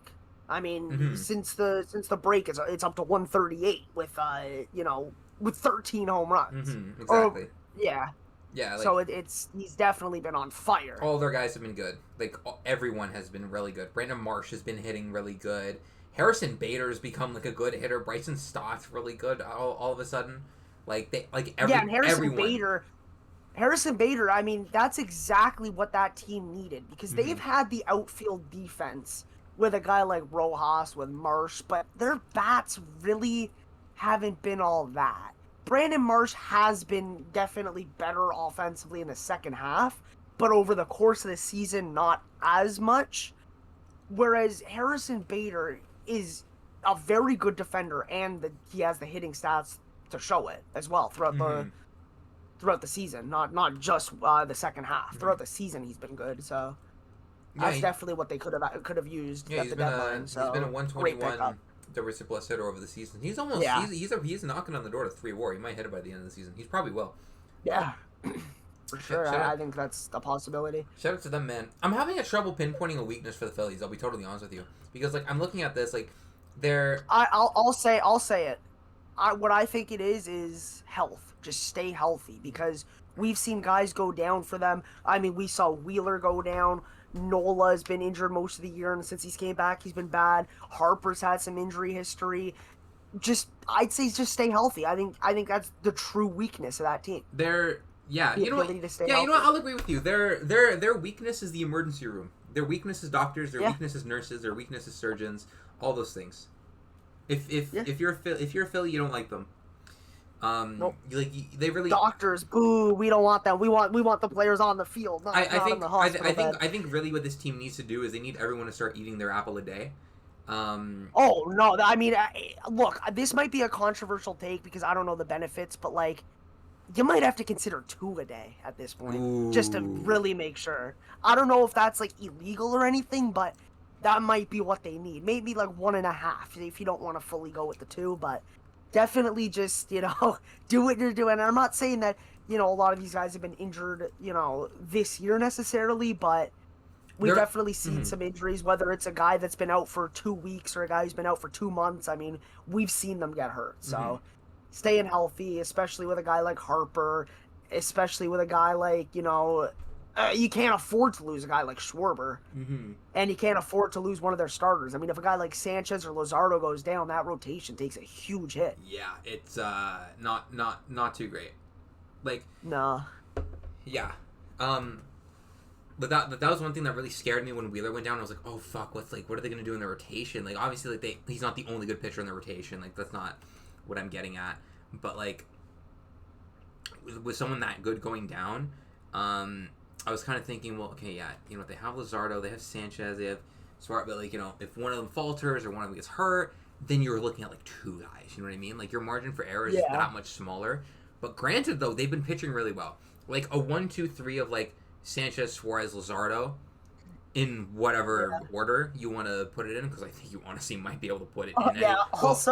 Also, maybe you stop throwing Jordan Romano out there. Yeah. Okay. Guy, yeah. Respectfully, their weakness is two things. It's doctors and Markham, Ontario. Yeah. Markham, Ontario. Don't even get me started. What's your beef with Markham? Yeah, that's a different sport beef, but yeah. Oh, that's a different. Wait, hold on. No, what's the? There's a certain hockey player from there, and there's a lot of beef going on with the Leafs fan base and him, and yeah. So I'm not gonna say names because I don't want to give him any attention. Got it. Doesn't deserve it. Got it. Quite frankly. Got it. Sounds wonderful. Okay. Now, the team with the best record in all of baseball, the Milwaukee Brewers.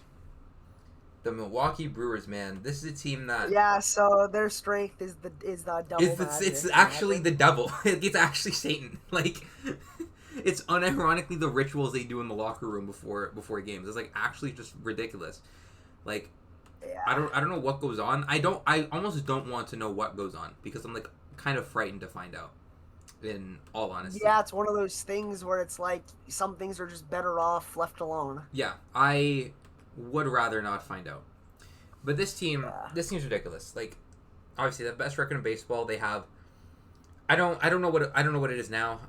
But they at one point in the season they had like 7 guys that get OPS of like 800 or higher, or something like that. I don't know what it is now, but regardless, like this team. Has been hitting. They've been pitching well. This is another team where I think the weakness genuinely could just be, stay healthy. When you have pitchers like Freddie Peralta, Brandon Woodruff, who have, been up and down in terms of health and over the past couple of years. Just keep them healthy. They have Yelich. I mean, keep them healthy. That's another it's so easy to just say, health as a weakness because it's not like it's a legitimate weakness in the sense of it's not like a baseball stat or skill, but it's just when a team's performing so good, it's not like they could do much to get better. It's not like the Brewers are doing anything. If the Brewers were doing a lot of things poorly where there's glaring weaknesses, they wouldn't be approaching 90 wins at this point if they had that many glaring weaknesses. Exactly. Like, we're looking at this as a team that might hit 100 wins by the end of the season. Decent chance they do. This is not a team that has any glaring weakness, I don't think. Their strength overall, it's literally, like, I don't know if I can pinpoint one specific strength because they're literally just so good at everything. Like, and I don't want to say it. I don't want to be one of those people that just say it's 100% luck because I just don't think it is at this point. It's not. People, here's the thing. What happens, right? When it's not led by superstars or whatever.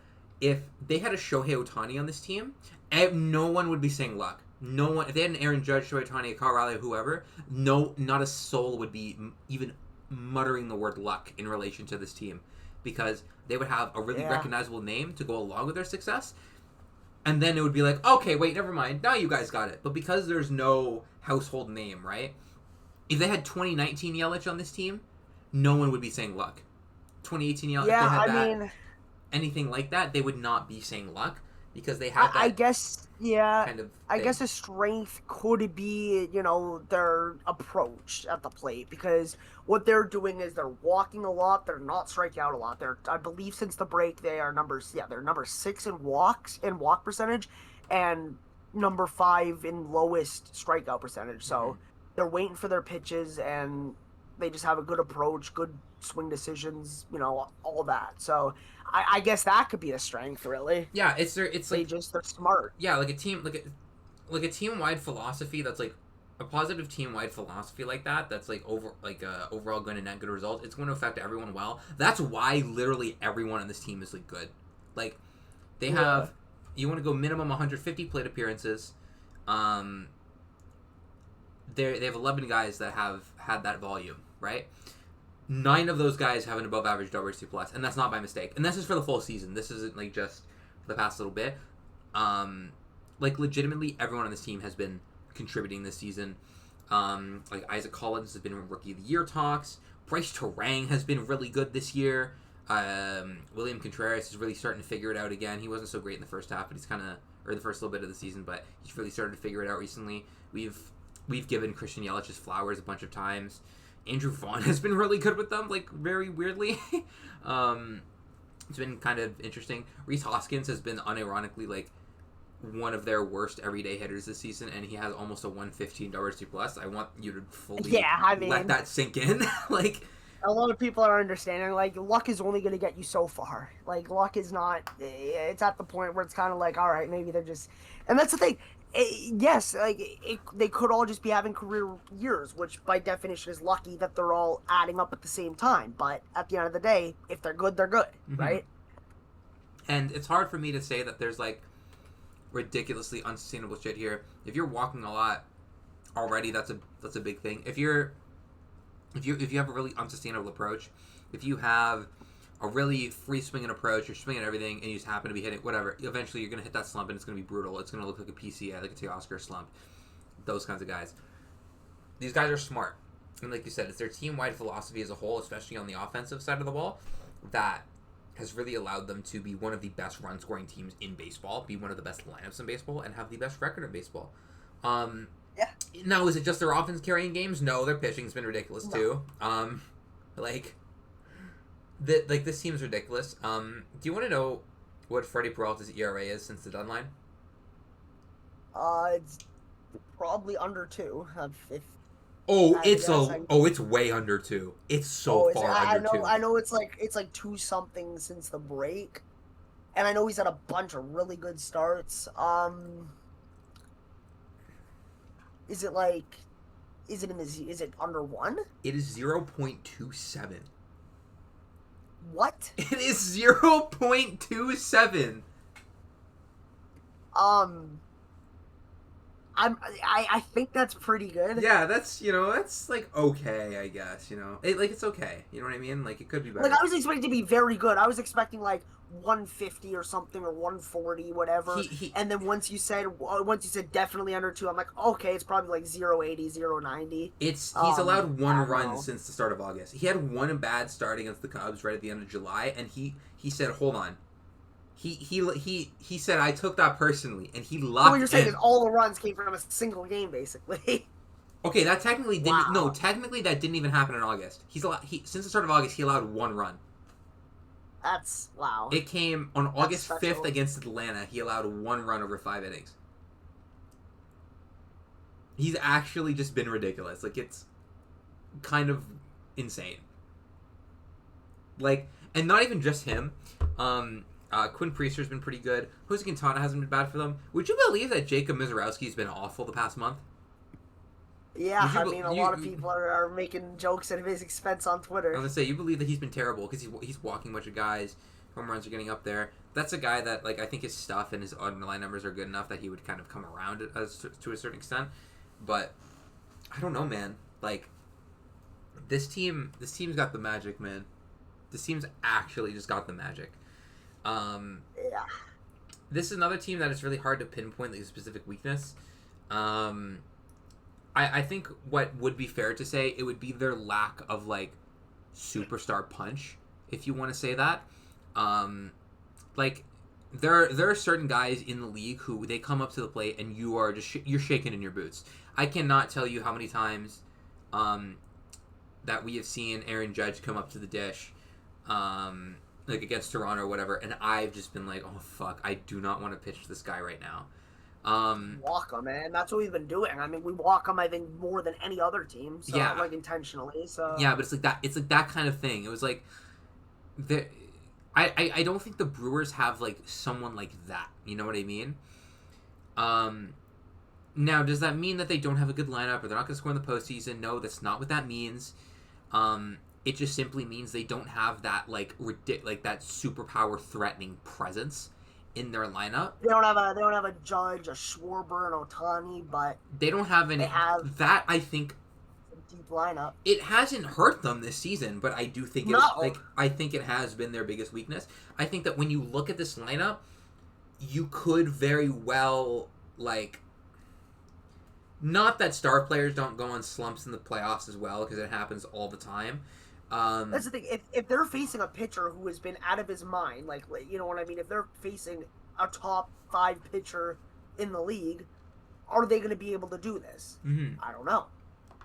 Who knows? It's just generally the kind of thing where I think when you have that tier of player in there, you're able to feel a lot more confident. And I think, obviously, playoffs is a lot of variance. Let's put that out there. Yeah. You probably feel a lot better about the variance going your way if you have someone of that caliber, a Judge, an Ohtani, a Schwarber, Harper, whatever, right? Like a Kyle Raleigh or whoever, someone of that level, a J Ram, someone like that, you probably feel a lot better, and obviously it would boost your odds significantly. Not that I can say it's hurt them that much, but I will say that probably is their biggest weakness, is they just don't have that superstar like firepower. Yeah. That is probably where I would go with that. Now, I think we're done talking about them, unless you have anything else to add about either the Brewers or any of the NL teams, if you want to jump back really quick before we go to the AL. Oh, I mean, as far as, you know, the contenders, I guess, go, I think that's good. Because, Mm-hmm. I mean, the thing is, there's been teams that have been hot. I mean, the Giants have been very hot, but, you know, I think that's something we could talk about, you know, maybe next week or something. Let's say they cover more ground, then we'll talk about them more. I think we could just... Mm-hmm. Yeah. So I think we can go to the AL. Who do you want to start with? Do you want to start with... We go Seattle if you want. Do the same thing where we go from, like, the team that's, like... Sure. Closest in to the team who's up and away. Yeah, we'll start with that. Ethan, what do you give me a strength, give me a weakness, give me whichever one you're really feeling. If there's one that's standing out to you, give me one for Seattle. Yeah, so for Seattle, I mean, obviously the rotation is just, they have a lot of guys who are just really good.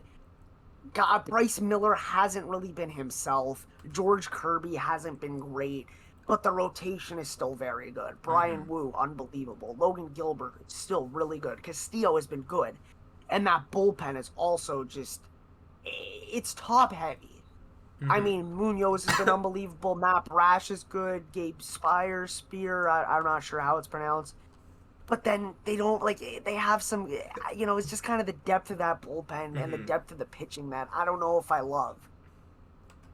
That's what I would say my problem is with the weakness for that team, is that they don't have the pitching depth. Yeah, it's a little... Yeah, it's a tough thing for Seattle because, like, you would come into the season, you would look at... You would think pitching would be by far, you know, the best thing that you wouldn't even have to think twice about. It's going to be elite. You would look at like a rotation of like Castillo, George Kirby, Logan Gilbert, Brian Wu, Bryce Miller. You would think that's locks. They got that. That's easy. Yeah, and you're right. There have been a lot of struggles in there this season. It's been kind of tough in certain areas. Some of the guys for the season have been like ridiculous. Like, some of them haven't been quite as crazy. I'm going to start, for example, Logan Gilbert. He started off really good. He has not been very good the past month. Since the deadline, his ERA is over for sure 4.5. not. That's brought his I'm ERA looking, on the season yeah. up to... Sorry? No, I'm saying I'm looking at the break right now, and Brian Wu is the only guy that's actually been good since the break. Yeah, that's... It's a 422 for Gilbert, 444 for Kirby, 517 for Castillo, but Castillo obviously has been better than both. Well, not both, but he's been better than Bryce Miller and George Kirby overall in the year. But obviously, Bryce Miller 563 in the second half somehow is, still better than his numbers over the season, which just goes to show, how underwhelming he's been. Yeah, it's been a really rough go, especially a lot of guys who they've had a lot of success from in the past. Like, for example, George Kirby, right? He obviously was out for the first little bit of the season. He had the injury, and then it took him a little bit, and then it seemed like he was back, and then all of a sudden over the past month he's just been really bad again. Like, it's just kind of inconsistency is their problem there. I mean, obviously he's had some good performances. Like we saw, he had one against Baltimore a couple weeks ago where he pitched 7 shutout, and then the next one that he pitched against the Mets, he got lit up for 7 runs, 12 hits, and 4 2/3. And then he followed it up against the Athletics. Good performance, 6 innings, 4 hits and a run. Followed up with another one, 7 innings, 6 hits, 2 runs. And then Tampa Bay, 2 innings, 10 hits, 7 earned runs. Like, minus 19 fantasy points. Thanks for that. Yeah. No, I'm kidding, but yeah, honestly, this team does feel like really streaky, to be honest with you, even in aspects of their lineup. Even the hitters for the most part. Yeah, I would honestly agree. Like, this team hasn't been that great over the past little bit. Like, I don't want that to come as a surprise to anyone. Since the trade deadline, they are exactly 500. They are 15-15. They are on the verge of like losing a playoff spot to the Rangers. I think they're a game and a half up on them, I think, for the last wildcard spot. Yes, they are at this point. Yeah, okay. Yeah, they're a game and a half up there. Honestly, it works out because we did talk about the Rangers like last week or 2 weeks ago about their strengths and weaknesses. This does, true. Kinda, so. This does too, yeah.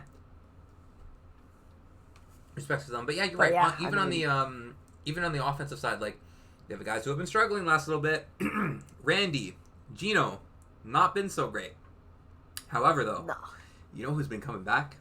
Julio, man. He's been ridiculous. Yeah. Oh my, his second half resurgence has been nothing short of incredible. He has 14 home runs and a 151 WRC plus since the All-Star break. Polanco has been incredible.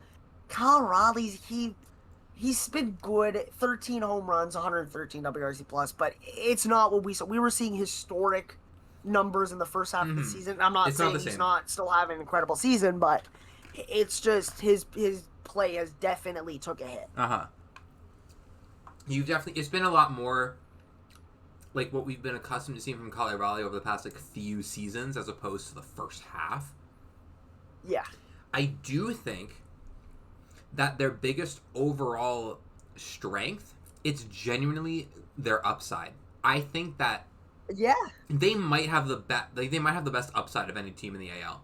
Like I think it's fair to say that their weakness is inconsistency and that their strength is the upside, because yes, they're inconsistent, but when they're playing at the top of their game, they're absolutely unbelievable, and I would genuinely consider picking them over any other team in the AL when they're on. When they had their deadline, I was like, fuck, is this the best team in the AL? Yeah, I thought there was definitely a case to be made that this team would definitely be talked about as the juggernaut of the American League, going into the playoffs, doing some damage. That would have been the team that I would have picked to go on a run, I think that if everyone, not just their position players, not just their pitchers, if they're a lot of their guys as a whole, especially the ones that we're seeing underperform, if you assume that they're performing to the level that you kind of like expect them to perform at, this team's like ridiculous. Like this team's actually just fucked. Like this team, this team destroys everyone. Like I genuinely think that that they would be head and shoulders above everyone. Their biggest weakness is themselves, and their biggest strength is their potential. Like genuinely, I think that's it. All right. I agree with that. We want to move on to the Boston Red Sox, man. This is another team. Listen. This team's been killed in the second half. They since the deadline, they have the third best record in all of baseball. Only the Phillies and the Brewers have a better record than them, meaning that they have the best record in the AL. Also, just a little side note, the Diamondbacks have the fourth best record in baseball since the deadline, which is kind of interesting. Not that that's like particularly relevant to what we're talking about. I just kind of like noticed it, and I thought it was kind of a bit of an interesting thing. Anyways, the Red Sox are an interesting case here. So, first half of the season, we were talking about them as like potential sellers. You remember that? Yeah, I remember. Like I was ridiculous streak. They got back into a 10-game win streak, got them back into it, and then they slumped a little bit, and then they got back. They won like 8 straight, and they've been really good ever since. We've discussed some of their weaknesses already on previous episodes, and to be totally honest, some of it I still kind of stand by. Some of it, though, they've gotten a little. I mean, their bullpen has been unhittable almost. Like when you're getting into the 7th, 8th, 9th innings against the Red Sox and you're losing, chances are you're gonna lose. Oh yeah, their back end has been ridiculous. Aroldis Chapman has the stats that I've seen from him. Let's go see when the last time Aroldis Chapman allowed a run was. Let me see. He hasn't given up a hit in 46 batters. The last time that Aroldis Chapman, you know what? Let's go. The last time he allowed a hit was July 23rd. Like that's ridiculous. He's allowed since. If you say that, or if you say runs, if you say that he hasn't given up a run since then, it's like, yeah, that's incredible. A hit. Starting with his July 29th outing against the Twins, he's allowed 1 base runner since then. Like, that's just. He walked 1 guy against the Orioles on August 19th. That's it. Like, that's unheard of from any pitcher, let alone a guy who is what, like 37 years old? Yeah, no, it's actually it's genuinely just ridiculous. Like I don't know what's in the water here. Yeah, I don't know. And I don't want to say it looked like his career was over, because it wasn't. But it looked like he wasn't going to be a closer anymore. In his last couple years with the Yankees, signed with the Pirates, and it's kind of like, all right, he's not a closer anymore. But he's proven everybody who said otherwise wrong. Mm-hmm. And yeah, like they're not just him. Their back end of their bullpen has been really good too. Shout out Garrett Whitlock. Since Whitlock has been just as good. Yeah, for the most part. He has a 2.55 ERA on the season, and I think it was like 60 innings when I looked. 0.49 ERA since the All-Star break. Since the start of August, 0.68 and 13 in the third innings. Yeah. You know who's also been really good for them? Steven Matz has been. Steven Matz, what? I remember, an acquisition that was. I remember I think at the deadline we were kind of like okay. We're like, yeah, it's okay, it's fine, I guess. He's been ridiculous. He has a 1.80 ERA since the deadline. Now, granted, I think he's pitching a little bit over his head when you look at his underlying numbers, just because he's not striking anyone out. His strikeouts per 9 is below 5.5, but he's also just not walking anybody. Like, their bullpen as a whole, they aren't walking anyone. Chapman's not walking anyone right now. Matz isn't walking anyone. That's the thing with Aroldis Chapman. So Aroldis Chapman, before this season, do you know what his walks per 9 was in his career? Walks per 9 for his career. I'm going to assume it was somewhere in the 4s. I'm going to guess. Yes. Okay, I was going to guess somewhere between like 4 and 5.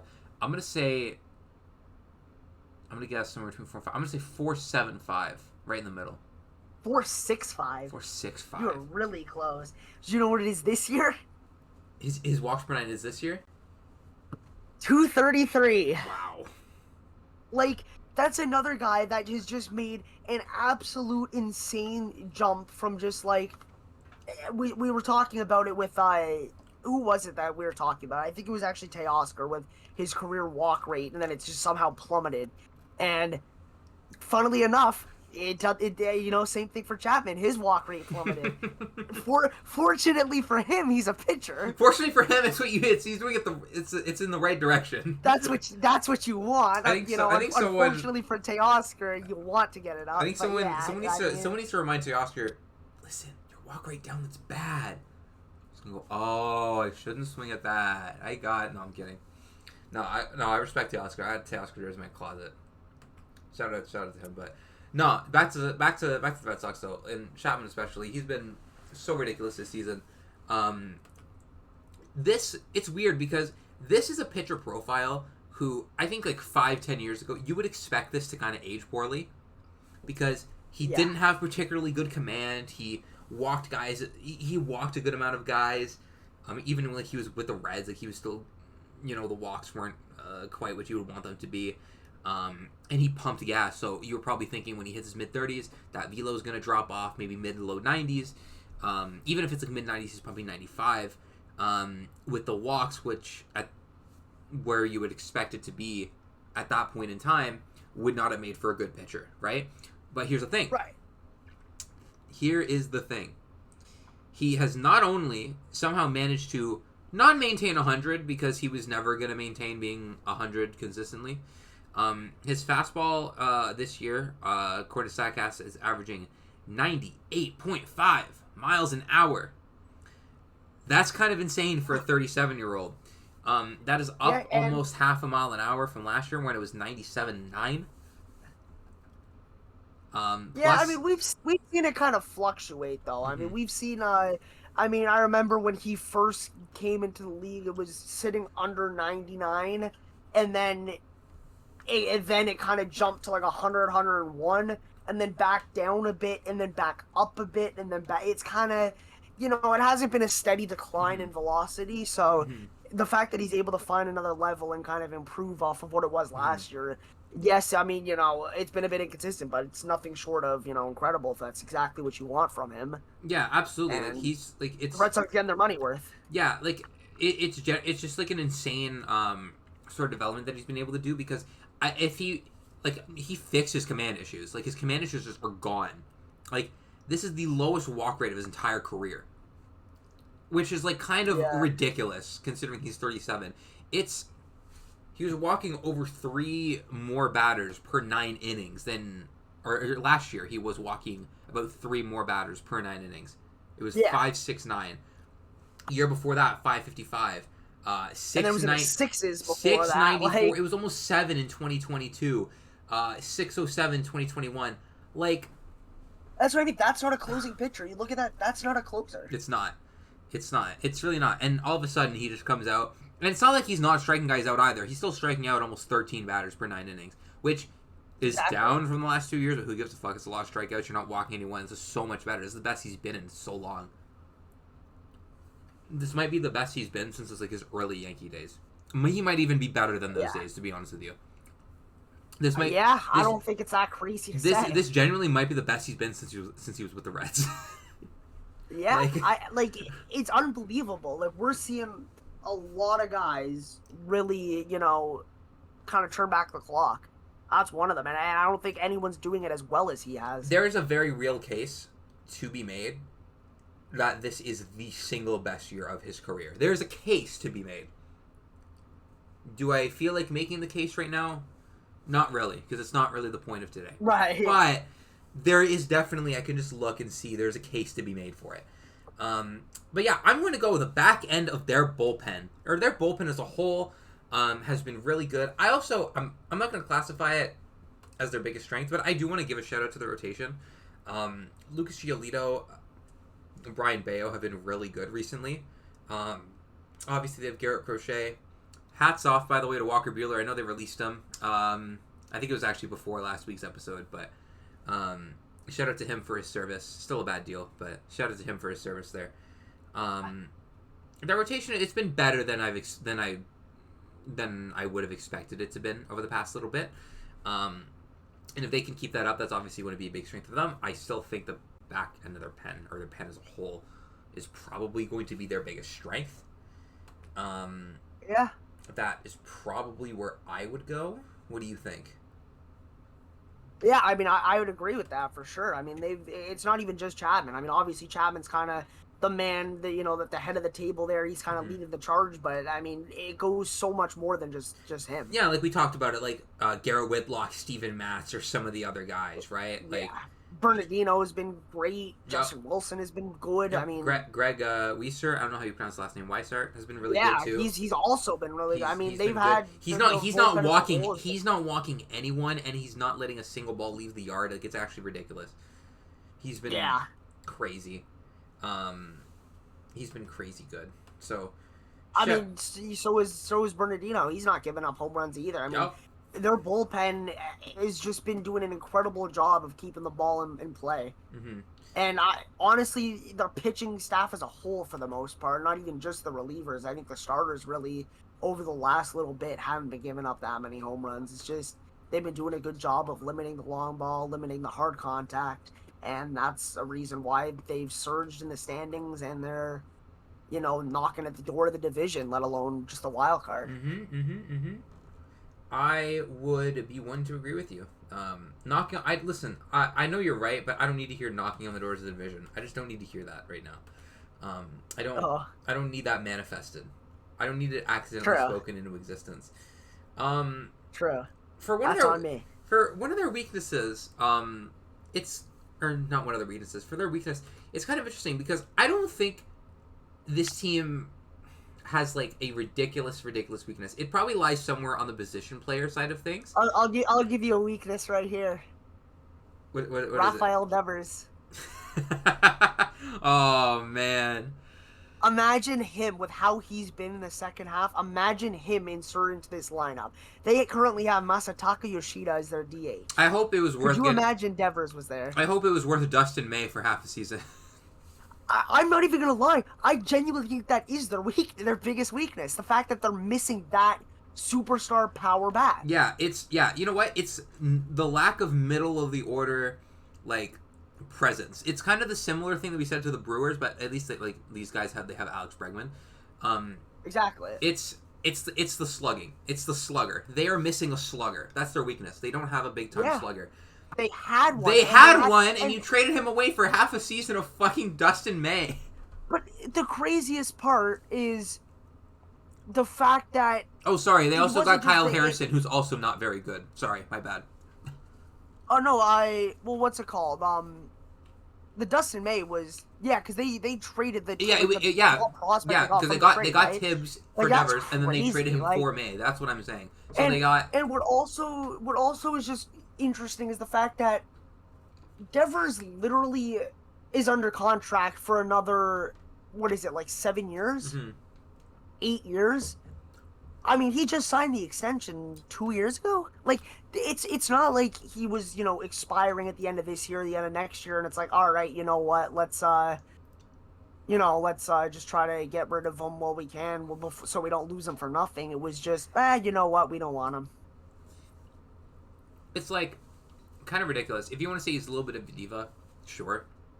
But I think when you're that good of a hitter, I think you just kind of suck it up and you accept it and you say whatever. He's mashing the shit out of the ball. If he wants to, I mean, let him play the position he wants at that point. Yeah, if he wants to be a little bit of a bitch, fine.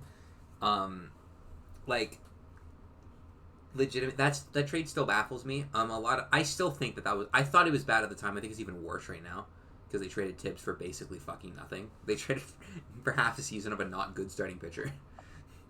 And and part of the next best player in that return was Kyle Harrison, who also isn't very good.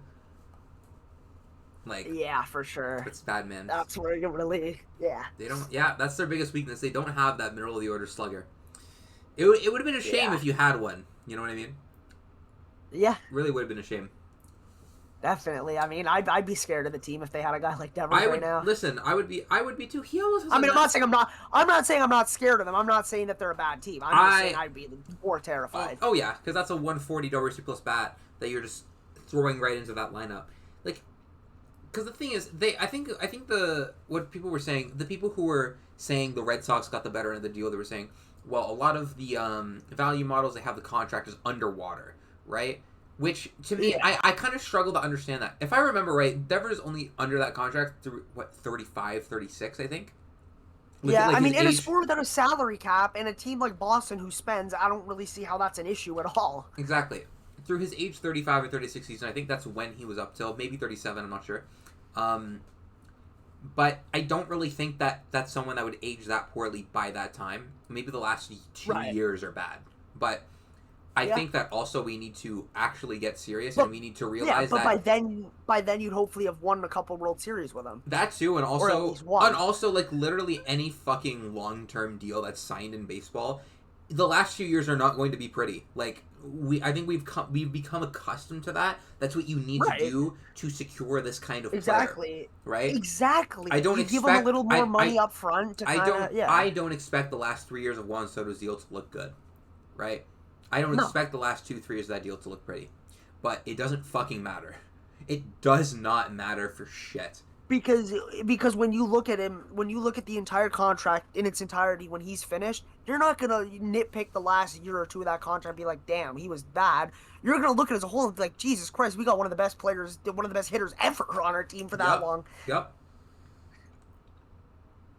And in a case like really, this is someone who would really anchor that middle of the lineup that entire time and have 130, 140 WRC plus that whole time, be like a 3-4 win player, whatever, 3.5, 4 win player. He'll probably be a 3.5 win player by the end of the year. He was a 4 win player last year. He was a 3.5 win player in 2023. He was a 5 win player in 2022. Like, I really don't understand the rationale behind saying the contract was underwater. It was like mid-20s a year, I think, 27. Like, it wasn't that bad. I really don't understand the rationale behind it. I don't think it was that bad. Regardless, that's their weakness. They're middle of the order slugger. They don't have it. The Yankees, I think this one's really easy. It's the muscles, man. It's the muscles. They are the best power hitting team in baseball. It's not particularly close either. I don't really think there is another team that has even a case to be number one. I'll be honest. They are the only team in baseball with an ISO above 200. They are 20 points ahead of the second place Diamondbacks.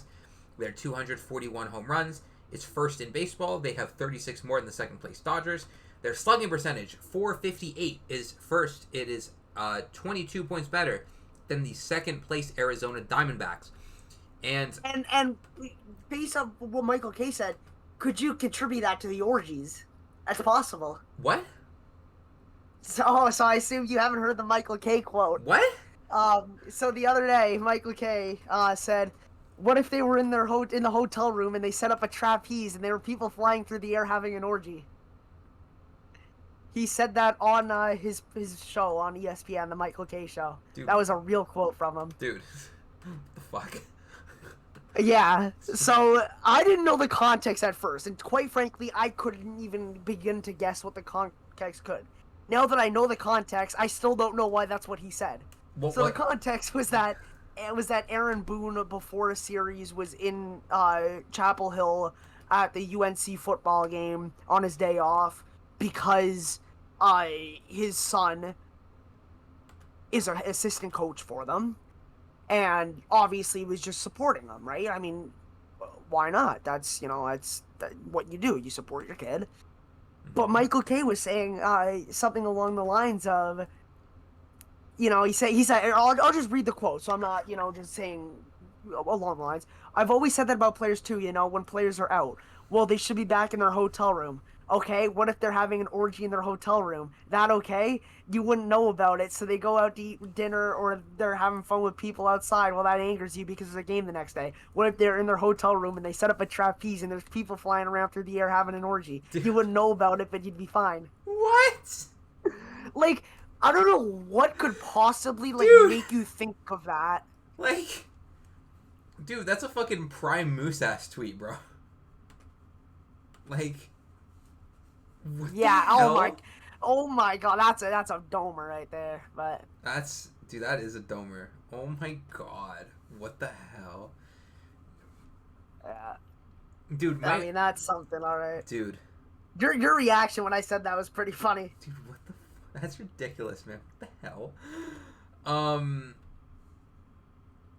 Fuck, I don't even. Wow, that's congrats on the orgy, I guess, Mr. Yeah, I mean, that's the thing. What if that's why Aaron Judge is putting up, these kinds of numbers because of the orgies he has? That's a possibility. I'm not Maybe. going to say. Who are you to come out and say it's 100% false, right? You know what? I actually don't. I can't say that because I'm not in those locker rooms. So Exactly. You're not in the hotel I rooms. can't verify anything. But Yeah, so it's very obvious their strength is the power it's that the they power, possess. it's the muscles. They can come out, they can flex the muscles. Look, Um, and they have the big another one, which is a huge example of turning back the clock. Stanton. Giancarlo Stanton, 35 years old. It's It was ridiculous. looking like he had nothing left in the tank. He couldn't stay healthy, slow, whatever. He's a 164 WRC plus, They 18 home runs, By the end of the season, they're gonna have 8 58 guys. games. By the end of the season, they're probably gonna have 4 guys with 30 home runs and 8 guys with 20. That's ridiculous. Trent Grisham, unbelievable. Trent Grisham has been ridiculous. Aaron Judge, 30 obviously, home run hitter. he's been that good. Cody Bellinger's been really good. Jazz has been And, really and good. to think Stanton's And to been think mashing. Trent Grisham was a throw-in for a Juan Soto trade. A throw-in. Yeah, no, that's insane. Not to mention Ben Rice is still really good, and he's been really getting it going. I have been a really big Ben Rice truther, just wait, like it's coming. He has a 149 WRC plus since the deadline. He's coming. Yeah. He's coming, no homo. He's coming. Yeah. It's coming. And even outside of that, even like Austin Wells has 20 home runs. Even a guy like Anthony Volpe has 19 home runs. He's probably gonna have 20 by the end of the year. Stanton has 18 and barely 200 plate appearances. He's on probably, I would guess, 50 home run pace. Just looking at this, you know what? Let me do the math really quick. Let's see what this pace is. He has 18 home runs in 208 plate appearances. Per 650 plate appearances, that is 56 home runs. Yeah. Not to you have Judge with 43 right now. Trent with 30 is ridiculous. Jazz Bellinger are gonna have 30 by the time the year's done. Ben Rice might finish 25. He might finish close to 30. Stanton will finish with 20 at least. They have power all up and down this lineup. Not to mention just how important home runs are in the postseason. Historically, they win a lot in the postseason. It'll honestly, a lot of the time, it'll come down to which team hits more home runs. Is it crazy to say that this Yankees team is obviously you don't have Juan Soto, which sucks. Is it crazy to say that this is easily a more well-rounded team than last year? Not even close. I don't think it's crazy at all. I think that's a valid take. I'll be honest, I don't think it's close. I think it's by a long shot. I think it's by a long shot. Because I think the problem with the team last year was that they were too top heavy and they didn't have the depth. They didn't really have anything. I mean, we didn't see we didn't see the guys obviously they didn't have Grisham's production, this Grisham's production. They didn't have this Stanton's production. Stan's production. I mean, Ben Rice coming on the scene. I mean, all this. I mean, they definitely. What did Ben Rice do to the scene? Hopefully. Yeah, he did something to this, but obviously, that's the thing. I'm looking last year, they had 2 batters with an OPS above 800, and it was Soto and Judge. And if you want to move the goalpost even back a little and you want to say 750, the number goes up to 3 players if you add Stanton. If you want to say 700, they have 4 players. Glaber? Or 5 players. Glaber with a 709 and Wells with a 718. It's kind of now you look at their OPSs of this lineup, and you'll see some, bigger numbers, obviously. Mm-hmm. I mean, you'll see Goldschmidt 750, Jazz 838, Jason Dominguez 712, Trent Grisham 840, Ben Rice 815, Judge over 1100, Cody Bellinger 833, Stanton 971. You're seeing so many guys have these great seasons, whereas last year you were just relying where if Soto and Judge were mashing, or even Soto, they weren't really hitting. I feel like once you got past Judge, last year, you not take your foot off the gas because you can't do that with any major leaguers, but Right. you felt so much better about being able to pitch for the rest of the lineup. That obviously did not have Giancarlo Stanton turning back the clock. It didn't have Jazz Chisholm almost hitting 30 home runs. It didn't have Ben Rice being a really good hitter. It didn't have Trent Grisham hitting 30. If you try to do that now, you're going to follow up. You're going to have Bellinger. You're going to have Stanton. You're going to have Jazz. That's their 4, 5, 6 in today's game. That would be like... That could be a lot of teams like 2, 3, 4. You know what I mean? A lot of teams would have that as their 2, 3, 4. So, shout out to them. Fangraphs' timeout. Shout out Cloudfair. I think we might have... Oh, you have that too? Yep. See, because for the weakness, I was going to say their bullpen, and then when I went to go sort for the reliever stats, the site stopped working. I thought the Yankees called a hit on me or something. You know what? I had their offensive stats up, and I tried to... I thought they were calling a hit out on me. Yeah, That's what I thought happened. They didn't want me to see the fucking bullpen. Shout out Cloudfair. This has happened to me before. Hold on, let me pull out Microsoft Edge. Let me edge on Fangraphs, and let me see if this works a little bit better. Yeah, I mean, while we wait on that, Vladimir Guerrero Jr. has left the ballpark. It's 5-1 Toronto in a very crucial opening game to a very crucial series. You know what the other Yankees' big weakness is? It's Vlad, mother. It's Vlad, bitch. Nah. Hey man, shout out to them. I do think though that for weakness, it is. I feel like it's been like the back end of that pen. I don't think you can trust it right now. You like David Bednar has had a lot of really bad outings since they got him. They sent down Jake Bird, I'm pretty sure, right? They sent him down at the start of August, right? Yeah, I mean, they definitely have not had the strongest of bullpens. I mean, it's just, that's the unfortunate part for that team. And they made some good moves. David Bednar's been better. Devin Williams just not it right now, obviously. Doval hasn't been incredible. I mean, they're just relying on, a lot of guys who haven't really shown all that much this year. And that's the problem, because you have some decent guys. I'm not going to say that they have nobody, because Fernando Cruz, good pitcher. Luke Weaver, good pitcher. But when it comes to the guys that you traded for and you're having to really rely on to get these big time outs, they just haven't been able to get it done. And that's unfortunate. Yeah, they've had a lot of guys that have had like maybe...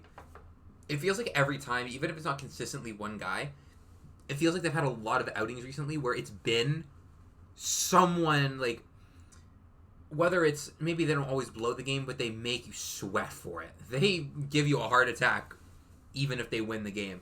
That was, like, how I felt about David Bednar last night. All right, Fangraphs, I think, is back. But, like, for example, like, what happened last night with Bednar against the Astros, like, he came in, it was 8-3. I think he started the inning, and all of a sudden it's 8-4. It's bases loaded, tying runs at the plate with 1 out, and it's like, oh my god! And he just couldn't hit the zone. Now, granted, a pitcher's always going to have that outing. It doesn't matter who it is. That outing's going to happen all the time for anyone. But I feel like stuff like that has happened a lot for the Yankees, and I feel like if they could literally just hammer that down, oh, they'd be good. They'd be fine. Like, you wouldn't even you wouldn't have to worry one tiny bit. You know what I mean? Another thing for the Yankees as a weakness, I mean, it could be their defense. I mean, obviously, as we're speaking, they just Jazz and Judge on a routine pop-up miscommunication dropped it, and we've seen a recurring theme with them making some errors in big games. While it hasn't been the worst as a whole. I have the game up next to me. This might give you some PTSD. You want to know what that reminds me of? Oh, I don't even say it. I think you know what I'm going to say, don't you? Don't even say it. I won't say it. All I'll say is I have one of those players' autographed jerseys, and it's not Joey Bats. I'm dead serious. I know you do.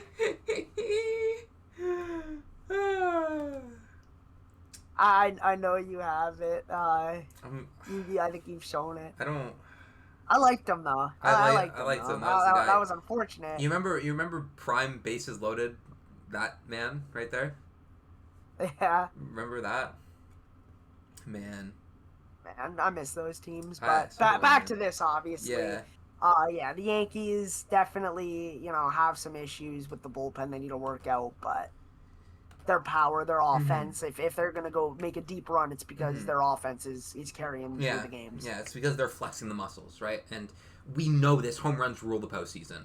Like a lot of people will try to say it's a small ball, it's this, or that. The team that hits more home runs wins like almost 80% of the games. Like let's not try to act like it's about the tiny things. Well, I mean, obviously those Yeah, help, but like the yeah, most important one is the power. Let's not act like it's anything yes, else, right, because history proves that yeah, time and time again. It feels like every single time it's like, oh, this team was selling out for home runs. That's why they didn't win, and then the team that won the game actually hit more home runs anyways. So it's kind of moot. yeah. But yeah, if they were to make a run, it's because they're flexing a little bit. All Yep, right. that's definitely it. And now That'll we go to the division leaders. we'll start with the AL West, the Houston Astros. Ethan, what are you saying on Houston here? What are you saying? So, Houston's a very interesting team. This isn't the same Houston team that we've seen that won the World Series just a couple of years ago against the Phillies. Mm-hmm. This is a completely different team. Mm-hmm. I think when I'm looking at this team, I just don't really see the offense that much. Mm-hmm. Obviously, you have Jordan. Obviously, you have Correa, who's been good since coming back, obviously. You got Jesus Sanchez, who's been, I want to say he's been solid.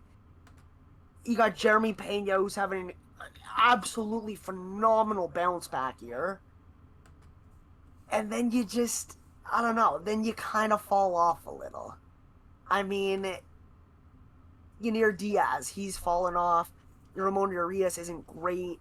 And then you kind of got a little jumble of guys who are just in and out of the lineup trying to find a spot that just can't really find a place, like Chas McCormick, Mauricio Dubon, Taylor Trammell, just a bunch of guys who haven't been able to really get anything going to earn a spot in that lineup.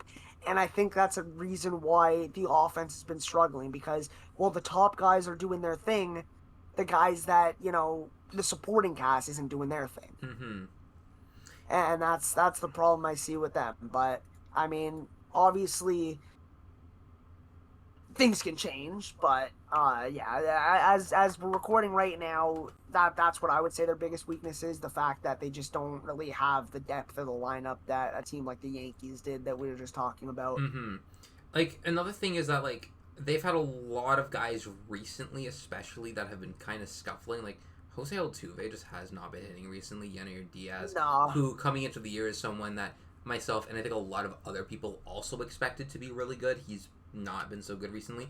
Cam Smith was really good in the first half, and he's fallen off a cliff. Like, yeah, it's been kind of bad. I don't know if you remember how good he was in the first half. He was like, I did, and I mean Cam Smith. I mean, that's who they got. he was in the it was Kyle Tucker. As the main piece of Kyle Tucker. So it's just like, that's a guy they could really use right now. While Tucker isn't having his normal season, a bat like his in this lineup would go a long way. Same thing like we said about the Red Sox. I mean, this is more understandable because Kyle Tucker is a pending free agent. Mm-hmm. However, having a guy like Devers for Boston, having a guy like Tucker for the Astros would make this team significantly better. Oh, absolutely. Because, like, what happened here, I'm going to go to Cam Smith specifically, right? First half, he wasn't a power hitter. He was only slugging like 418, but he was hitting almost 280, had an on base just under 350. He was getting on base. He was doing his job. He had a 115 WRC plus. He was really good, right? 336 WOBA, not bad. 765 OPS, pretty good. And then all of a sudden, he just can't. He can't. His quality of contact is just down. He's not hitting the ball nearly as good as he was before. His ISO is down almost 100 points. He's not getting on base nearly as much. His on base is down over 110 points. His WRC plus went from 115 to 28. Like, that's insane. I mean, yeah, definitely. And as far as their pitching goes, they've got some really big names. I mean, Hunter Brown has really shown that he's a, very good starter in this league. Mm-hmm. And you have guys who we've seen in the past. Framber Valdez has been, over the past couple of years, been one of the best pitchers in baseball. Mm-hmm. Unfortunately, his play has struggled recently. And when you look at a playoff series, you have the legit number one in Hunter Brown right now. As far as past that, I mean, you obviously have Framber, who, I wouldn't say that he's just going to be, this bad forever, but we saw some controversy with him the other day. I'm sure you saw it, right? Oh yeah, I did. Yep. So that's something like hypothetically, like I'm not gonna call him out and accuse him for sure because he said it wasn't true, and I'm not in the room. I don't know, but that's something like that's big. What if it was intentional, and what if they just the team doesn't really, see a fit really? Because yeah, that's another pending free agent. So it's kind of like, what if they're mad at him? What if they kind of fall out in the locker in the clubhouse a little bit? Mm-hmm. That's a possibility. But as far as the 3-game series goes, let's say they go to the wild card series, which right now, if the playoffs start today, they would be. Who are the 3 pitchers? Because as far as Hunter Brown and Framber Valdez go, I don't think, Christian Javier hasn't been great. Luis Garcia just came back, and obviously you need to see more before you could definitively say that he's going to be starting, starting a playoff game. So it's just kind of like, it's intriguing to see what they do with the rotation. That's another potential weakness I see. Because I don't, I feel like I don't think I would feel very good about this team past assuming that the pitching stays the way it is. Like, I would feel pretty good about a Hunter Brown game 1, Framber game 2, even if Framber has been exactly. recently. Going to the AL, yeah. Framber is someone There's that a team might see the ALDS. has been good enough that you trust in.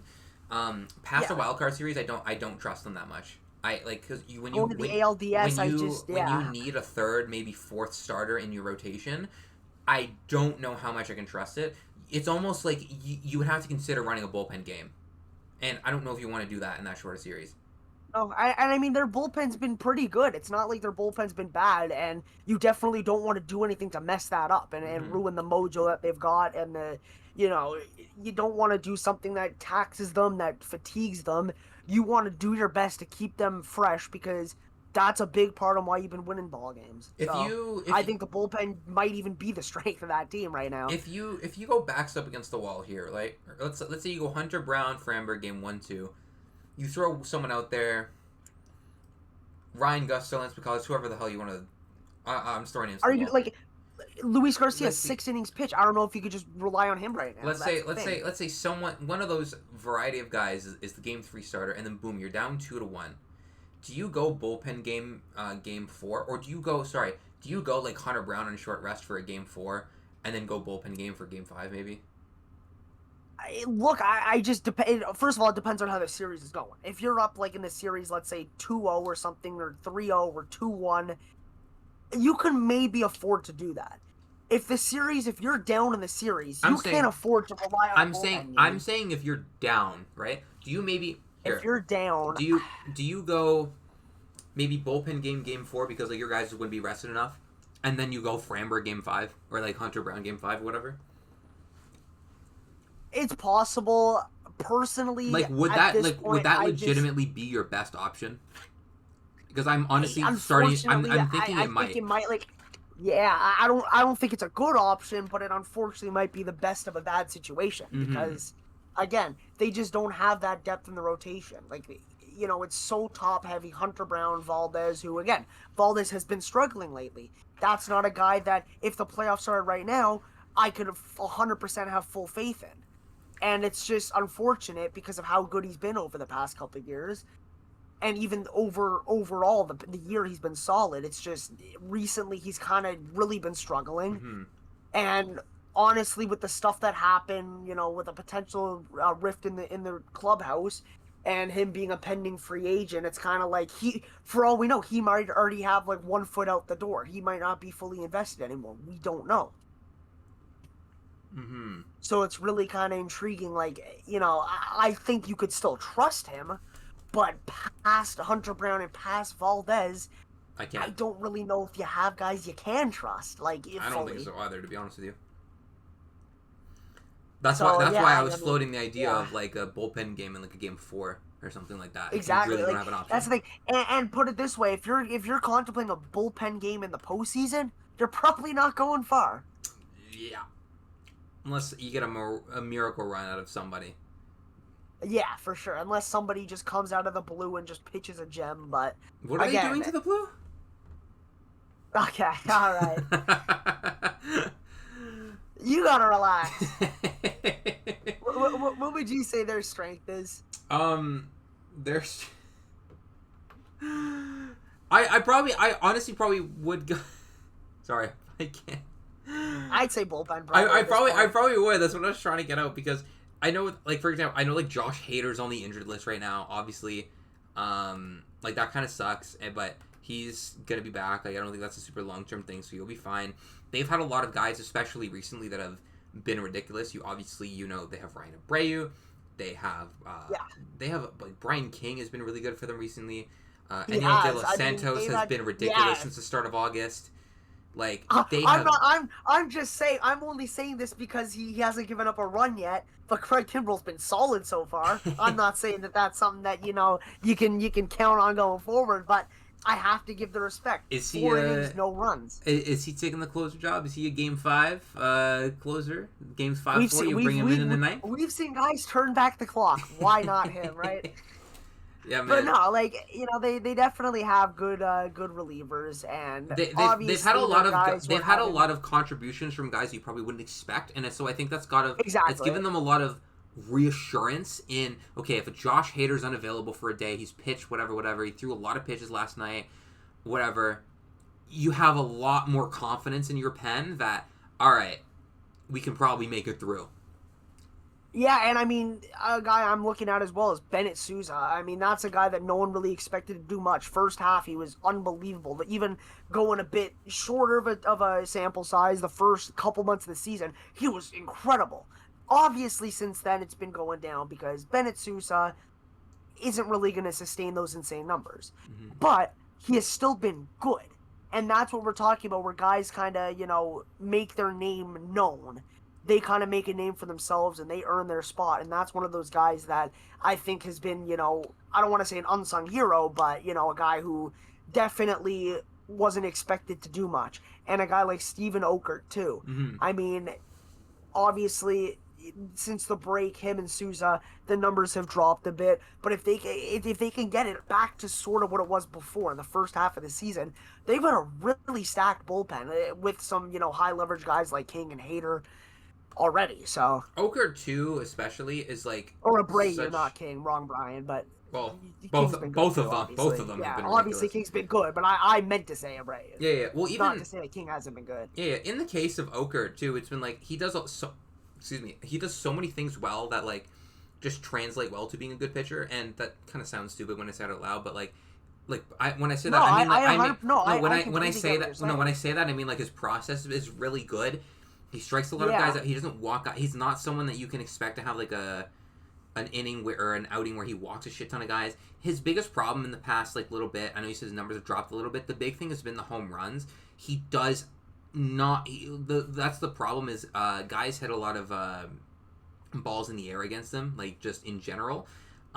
What's good though is that he doesn't really allow hard contact. He's 91st percentile hard hit rate and 74th percentile barrel rate. That is a big reason why the home runs, the contact in general, hasn't really hurt him. He also strikes enough guys out. Yeah, he gets a lot of swing and miss too, which is very good. Oh yeah, absolutely. Yeah, he has 94th percentile whiff rate. That's a big part of the reason why, even if he's allowing, even if he's allowing a bit of home runs.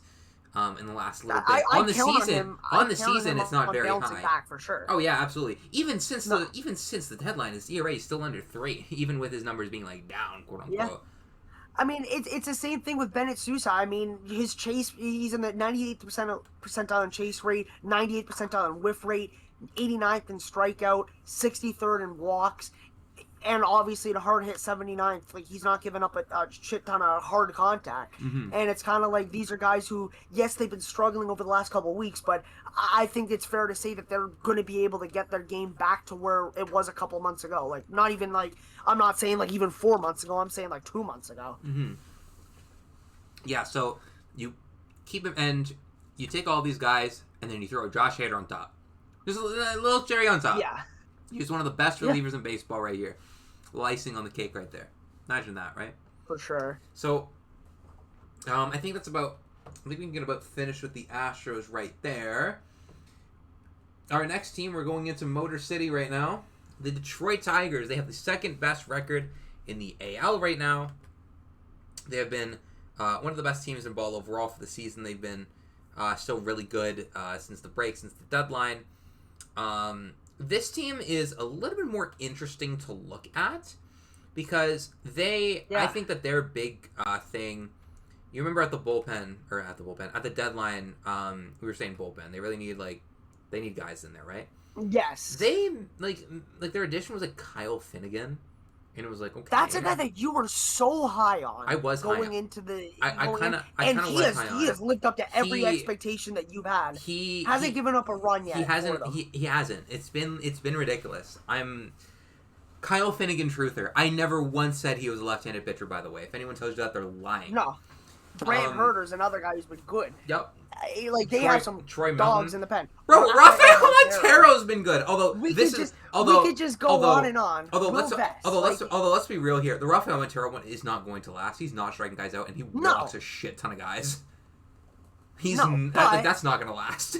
But everyone else, it's like Will Vest and Tommy Kahnle were some of their best pitchers in their pen before the deadline, and they've still been good since then, and they're now around the middle of the pack.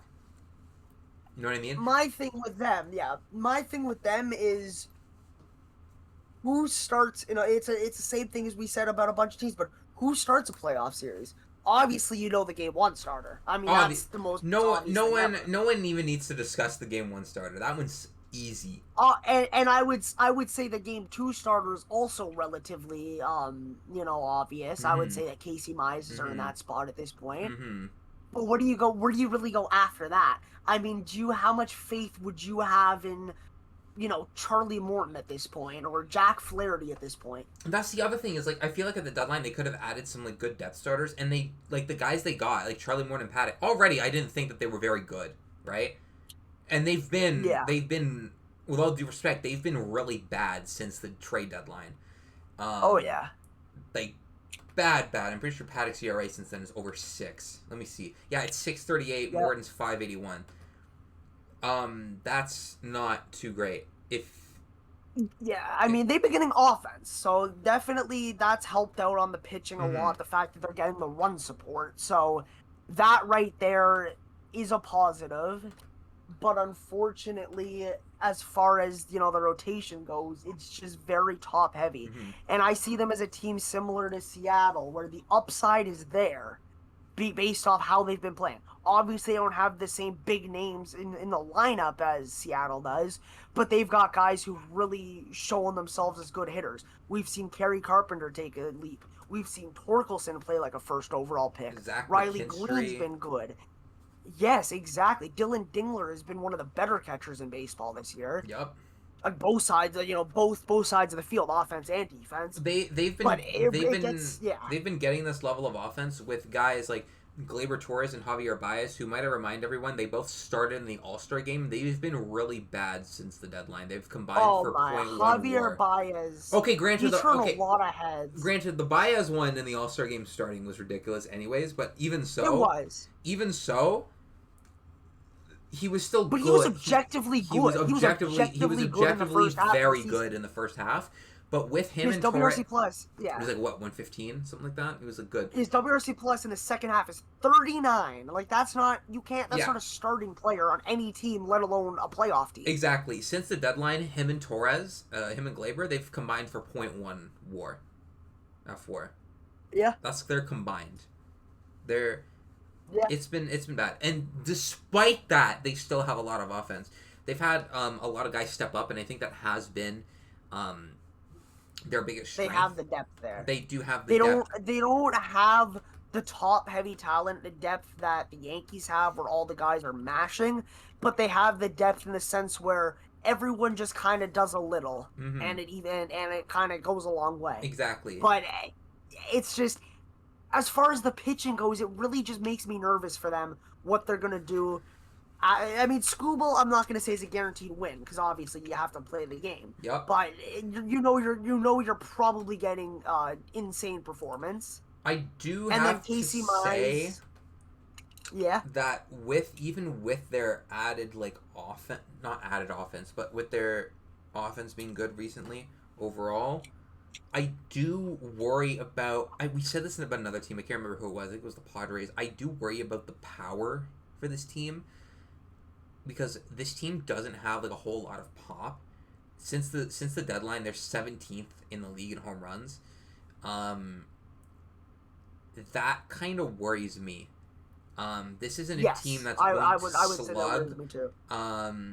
It's not a team that's going to slug, and we know home runs, they kind of rule the postseason. Whether or not we want to acknowledge that, if we're one of the groups of people who wants to act like it's all about small ball, if we want to live in that delusion, then we can. But it's really all about it's largely about home runs. It's a lot. It's literally a lot of the time. It's about who hits more home runs. It's like 70% of the time that'll be the team that wins the game. This is not a team that I think would win that battle against a lot of teams in the AL. I don't think they would win it against New York. I don't think they would win it against Boston. I don't even think they'd win against Seattle. I don't think they'd win it against Toronto. I don't even know if they'd win it against Houston, to be honest with you. Yeah. Like I wouldn't. Well, the thing with Houston is, okay. Let's say, okay. The thing with Houston is because their rotations are very similar in the sense of what they've got. Yeah, so. you know what? Yeah, you know what? Let me chill. They might win the battle against Houston. Let me chill. But that's like it. You know what I mean? Exactly. I don't think like Boston, New York, Seattle, Toronto. I don't think they would out homer any of those teams. And granted, they could still win the series and not do that. But as 100%. We've said multiple times, and as history has proven, home runs have a significant impact on who wins in the postseason. Like, this is just a thing. This is history. Yeah. This is how baseball has kind of played out over history. So if I were to ignore this big aspect of their team, I would be ignoring like 80. I would be ignoring like hundreds of years of history. You know what I mean? Yeah. Which would be silly. Exactly. So I would be lying if I would be saying that doesn't concern me at all. Yeah. No, I completely agree with you there. Yeah, that's what I'm gonna say is their weakness. What would you say? Like what would we say is like the strength overall? Would we say it's like the nothing in the last little bit they haven't been playing quite as good. They've been a solid team. Yeah. But I mean, they're 3-7 in their last 10, and it's showing right now. They're definitely slumping, but they definitely put themselves in such a good position beforehand to the point where they can afford to go through this slump like this. Yeah. Especially with how that division is. Oh, yeah. Considering right now, they're 9.5 up on the division. Yeah. That's how, I'm not going to say, they've been incredible lately, but it just goes to show that division how weak it can be. Yeah. And that's kind of why the record may not be as impressive as it looks because a lot of the games are against that weakened division. And again, I'm not saying they're a bad team, but that also could be why they're struggling as of late because, matchup wise, we've seen them playing some tougher games now. And as the games are getting tougher, they're just not really stepping up as much as, a fan of the Tigers would want them to be. And I think that the numbers for all their players reflect that right now for the most part. Especially, the guys that we saw that were dominating the first half, like Gleyber and Baez, like we said.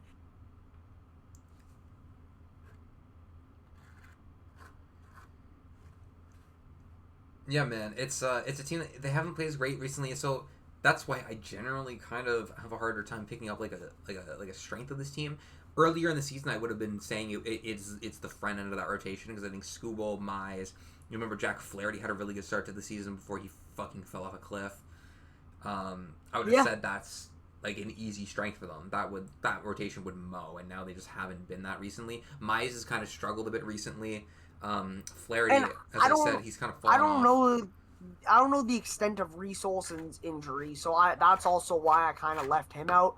But if he's able to come back for the playoffs, 'cause I know he's out for the season. I don't know if I've heard anything. Like, I don't think I've seen anything past that. But if he can come back for the postseason, that rotation gets a huge boost right there. So hopefully for them, he can come back. He began a throwing program today, apparently. Okay, that is definitely... the update. That's the update as of 4 hours ago from RotoWire. So, shout out Chris McCoskey of the Detroit News. He reported that he started. Oh, that's me. You're welcome. That's you. Thanks. Yeah. Thank you, Chris. Yeah, I got you. Man. But yeah, if he does return, it would be for the playoffs. You're right. Shoulder surgery will do that, which sucks. That's honestly a big blow to that rotation because he's really good. Yeah, I mean they have a 1-2-3 if he's healthy, which right now unfortunately they have a 1-2. Yeah, a 1.5.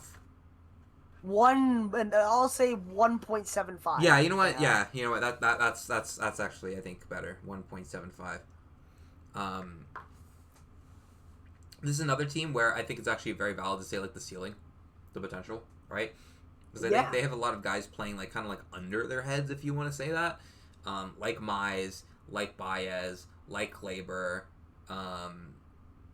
you know what I mean? Although, for sure. You know what is really tough? You know what it might be, actually? What? It might be health. Because you know what? That's another one, yeah. Olsen's on the injured list right now. I don't know if you saw, but Kyle Finnegan went on the injured list too. I completely forgot about it when you said it earlier, but I remembered. He went on the injured list today with an adductor strain. Oh, did he? I didn't see that. It came out. I think they announced like a couple hours ago. They announced like in the afternoon, like it was like while he was warming up in the bullpen on Wednesday. Apparently, that's when he like sustained the injury. Yeah. But that's another thing. It might be health because you know what? He's down. Reese Olson's down. Those are some of their better players this season. It genuinely might just be health, man. Yeah, and it's so easy to say that health is important for every team because obviously it is, but when it's coming to the point where your team is suffering this badly in terms of depth and not even depth, in terms of just like the talent you have because of injuries straight up, especially in an unfortunate times. I mean, you lose your best reliever so far right now, September 5th, and you lost your, second best starting pitcher for the season, the regular season. So it's kind of like, obviously you want,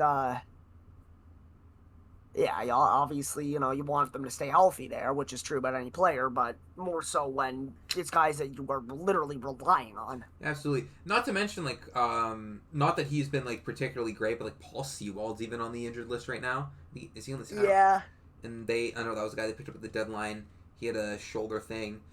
He's apparently facing hitters again, but even still, man, like, I don't think he would actually return in the regular. Yeah, I mean, maybe I don't know. I don't think he would return in the regular season, to be honest. I don't know, but definitely. I mean, Jason Foley is another guy who, if he was healthy, could really help this team out. Yeah. I mean, obviously, the bullpen hasn't been the issue, but obviously you can never have too many arms.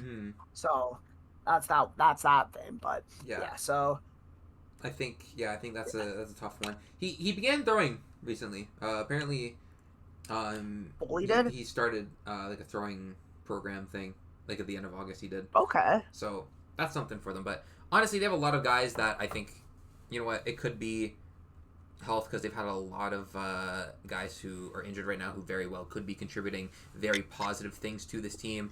Olsen, Finnegan, Foley, just to name a couple. I think it's a valid one to say here health is honestly like the weakness. Yeah. Health could be the weakness. It could be the power. It could be both. And the strength, I think, is like the ceiling because you have a lot of guys, I think, playing under their heads. And also, if those guys come back, your ceiling is that much higher. Yeah. If a Reese Olson comes back in a wild card division series, that's a big, That's a big arm that you're now getting back.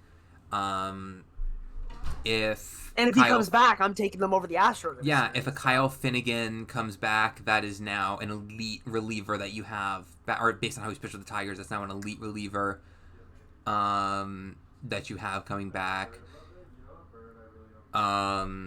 So that's, I think, what I'm going to go there. All right. I think that's about it for the Tigers, I think, is it? Yeah, I think and then we go to our team. The last team, we have the team with right now the top record in the AL. They're a mere half game better than the Tigers right now, but hey, they're winning right now, and that's what matters, right? We got the Blue Jays, the Toronto Blue Jays, AL's top team.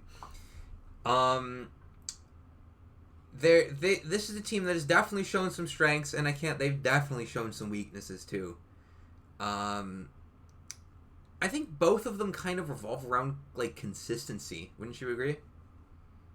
Yeah, I think that's one of the things that really has been shown this year from the Blue Jays. I think they're just like consistent ability to score runs, like no matter what, has been probably their biggest strength throughout the entire season, and especially right now. They've been a really good power hitting team lately.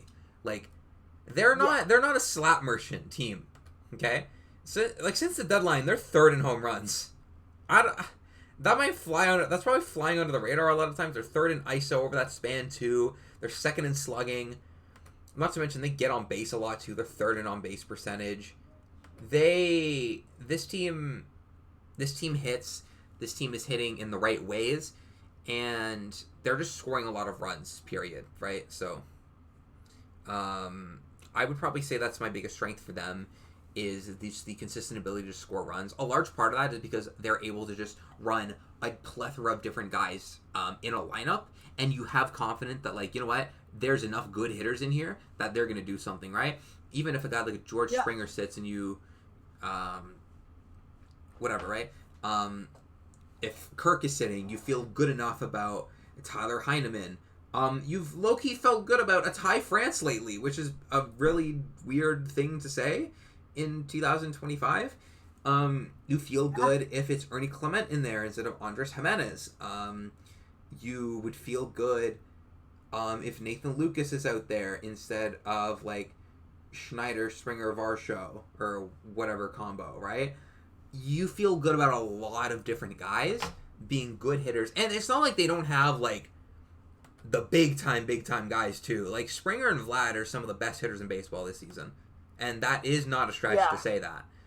Yeah, and I mean, I think one thing that you can really say is the reason why this team is so good offensively is because they don't strike out. They don't strike out, and they get on base. Yeah. I don't think people realize just how little they strike out. Yeah, I don't think people realize just how, like, it's like around like top 10 season all time in terms of strikeout rate, like in terms of lowest. Like, there's a stat that's strikeout percentage plus on Fangraphs, which is era adjusted, and the Blue Jays are, I think, like in the top 15. Earlier in the season, it was like just outside the top 5. It was like 7 or 8. Right now, it's closer to 15, but still, just goes to show. And this is including teams from the 1800s, early 1900s and stuff. So it just really goes to show how much this team just makes contact with the baseball. Oh yeah, and that's been the thing, is like not that like a bunch of swing and miss in your lineup is like a detriment or it's like it's going to kill your lineup. Obviously, it's better to not have it, but because this team doesn't do it they do it so infrequently, and the contact that they make is really good. That's the biggest like jump that they've made this season. Because I could not say this about even the 2023 Blue Jays who made the playoffs. I could not say I felt confident about that team's offense because the contact they made was terrible. They were, they could not. They felt like they couldn't square up a ball. It felt like they just couldn't, even though they had, in theory, a lot of really good hitters on that team. Nobody, it felt like, could square up a baseball. And this season, you are having a lot of guys find resurgences. I feel like low key, it's partly the same. You know what we said about the Brewers? How we said like approach. You low key, you could say the same thing right here. You could. Because I think it's two very similar teams. This team is a lot smarter than they used to be, in terms of their offensive approach. They used to sell out for contact, and now they're not.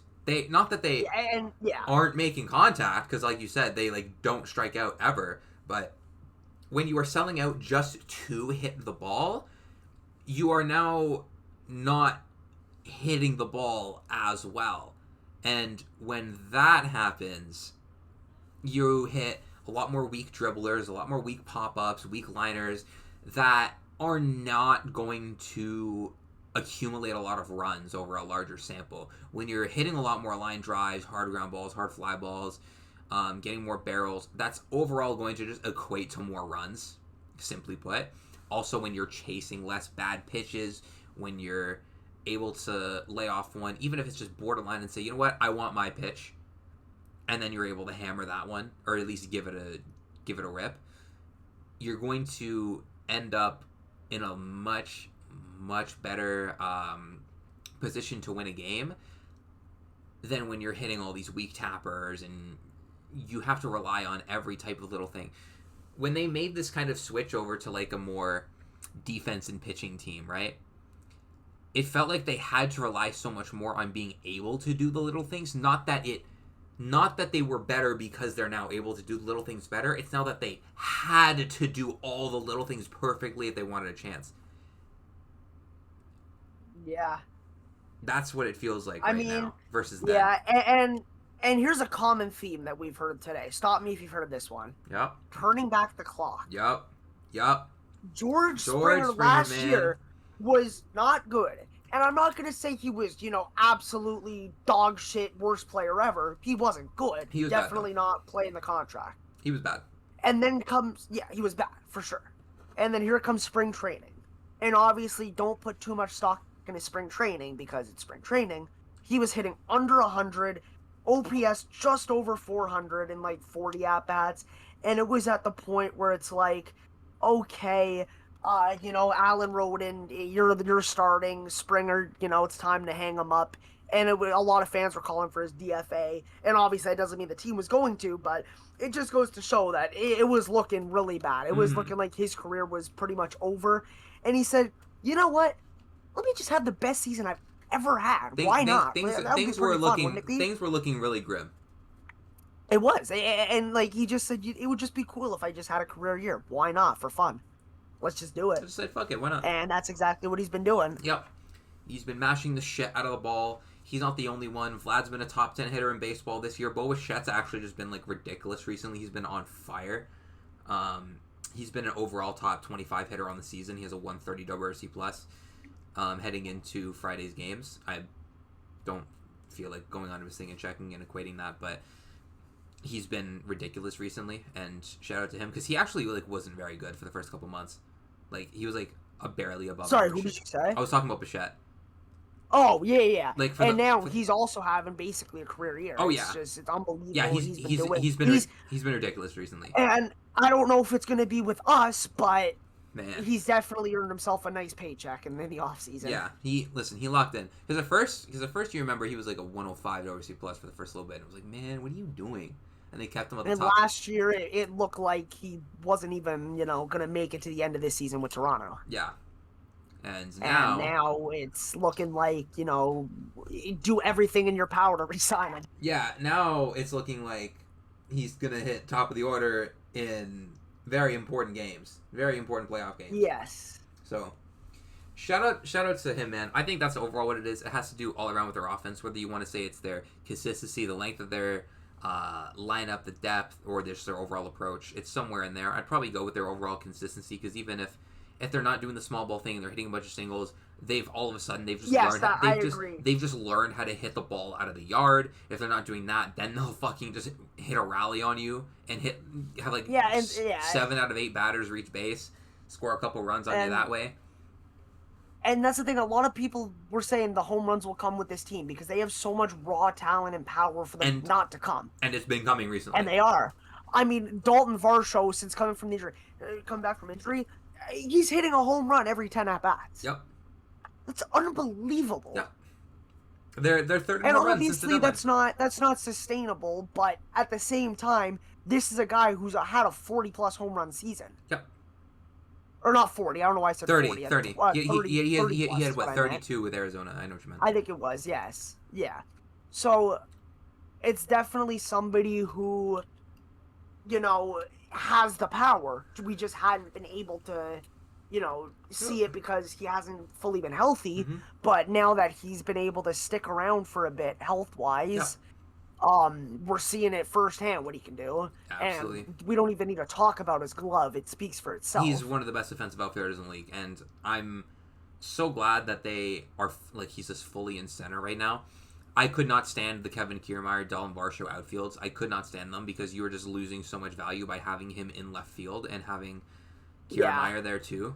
Like, with all due respect, I actually could not stand those outfields. And there were real people I remember come deadline that wanted to trade Varsho for a relief pitcher. I want to point that out. Hey, man. Listen, you don't got to talk about him like that.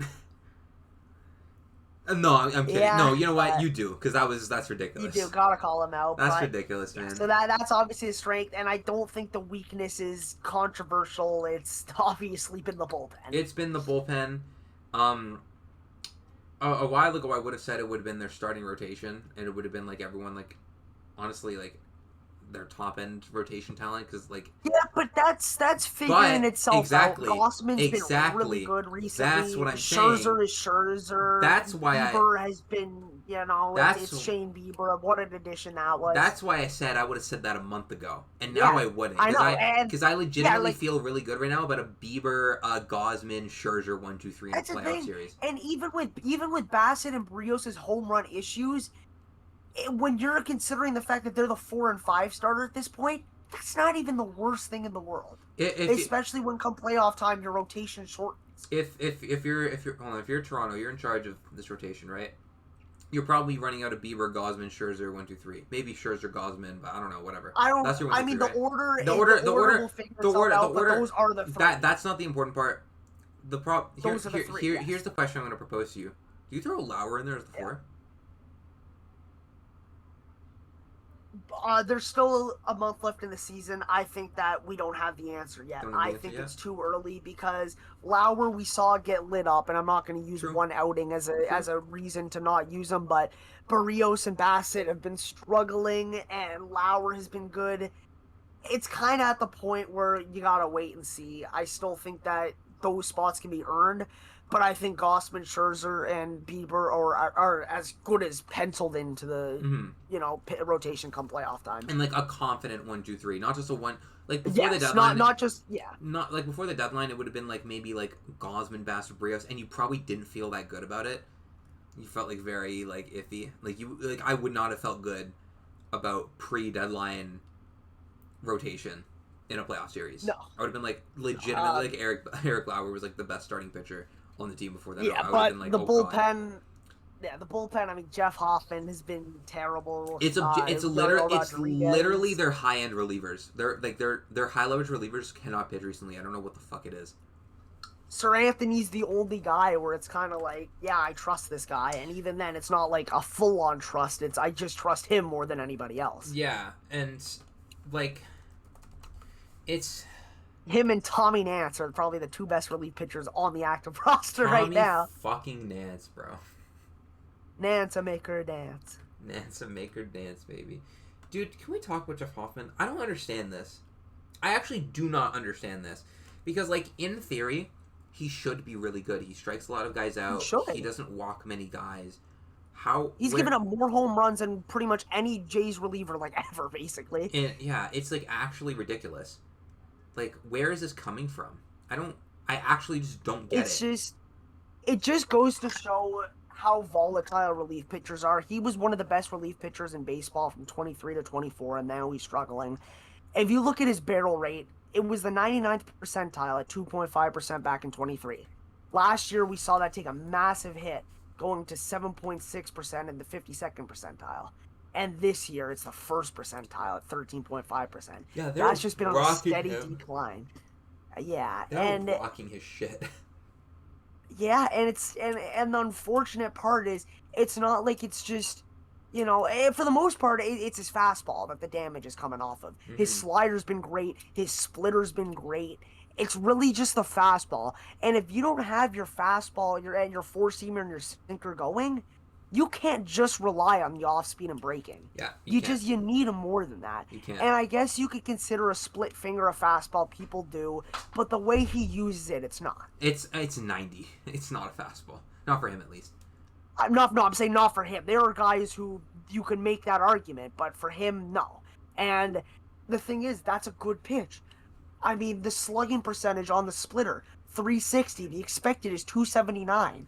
And the crazy thing about the four-seamer is it's a 597 slugging compared to his 621 expected. Mm-hmm. So he's getting lucky with his four-seamer still. He's getting hammered a lot more, like, in the zone. Like, his run value last year on pitches, like, on the heart of the plate was +7. This year it's -3. 2023 it was +10. 2022 with the Reds it was +11. He's actually just getting hammered so much more in the zone.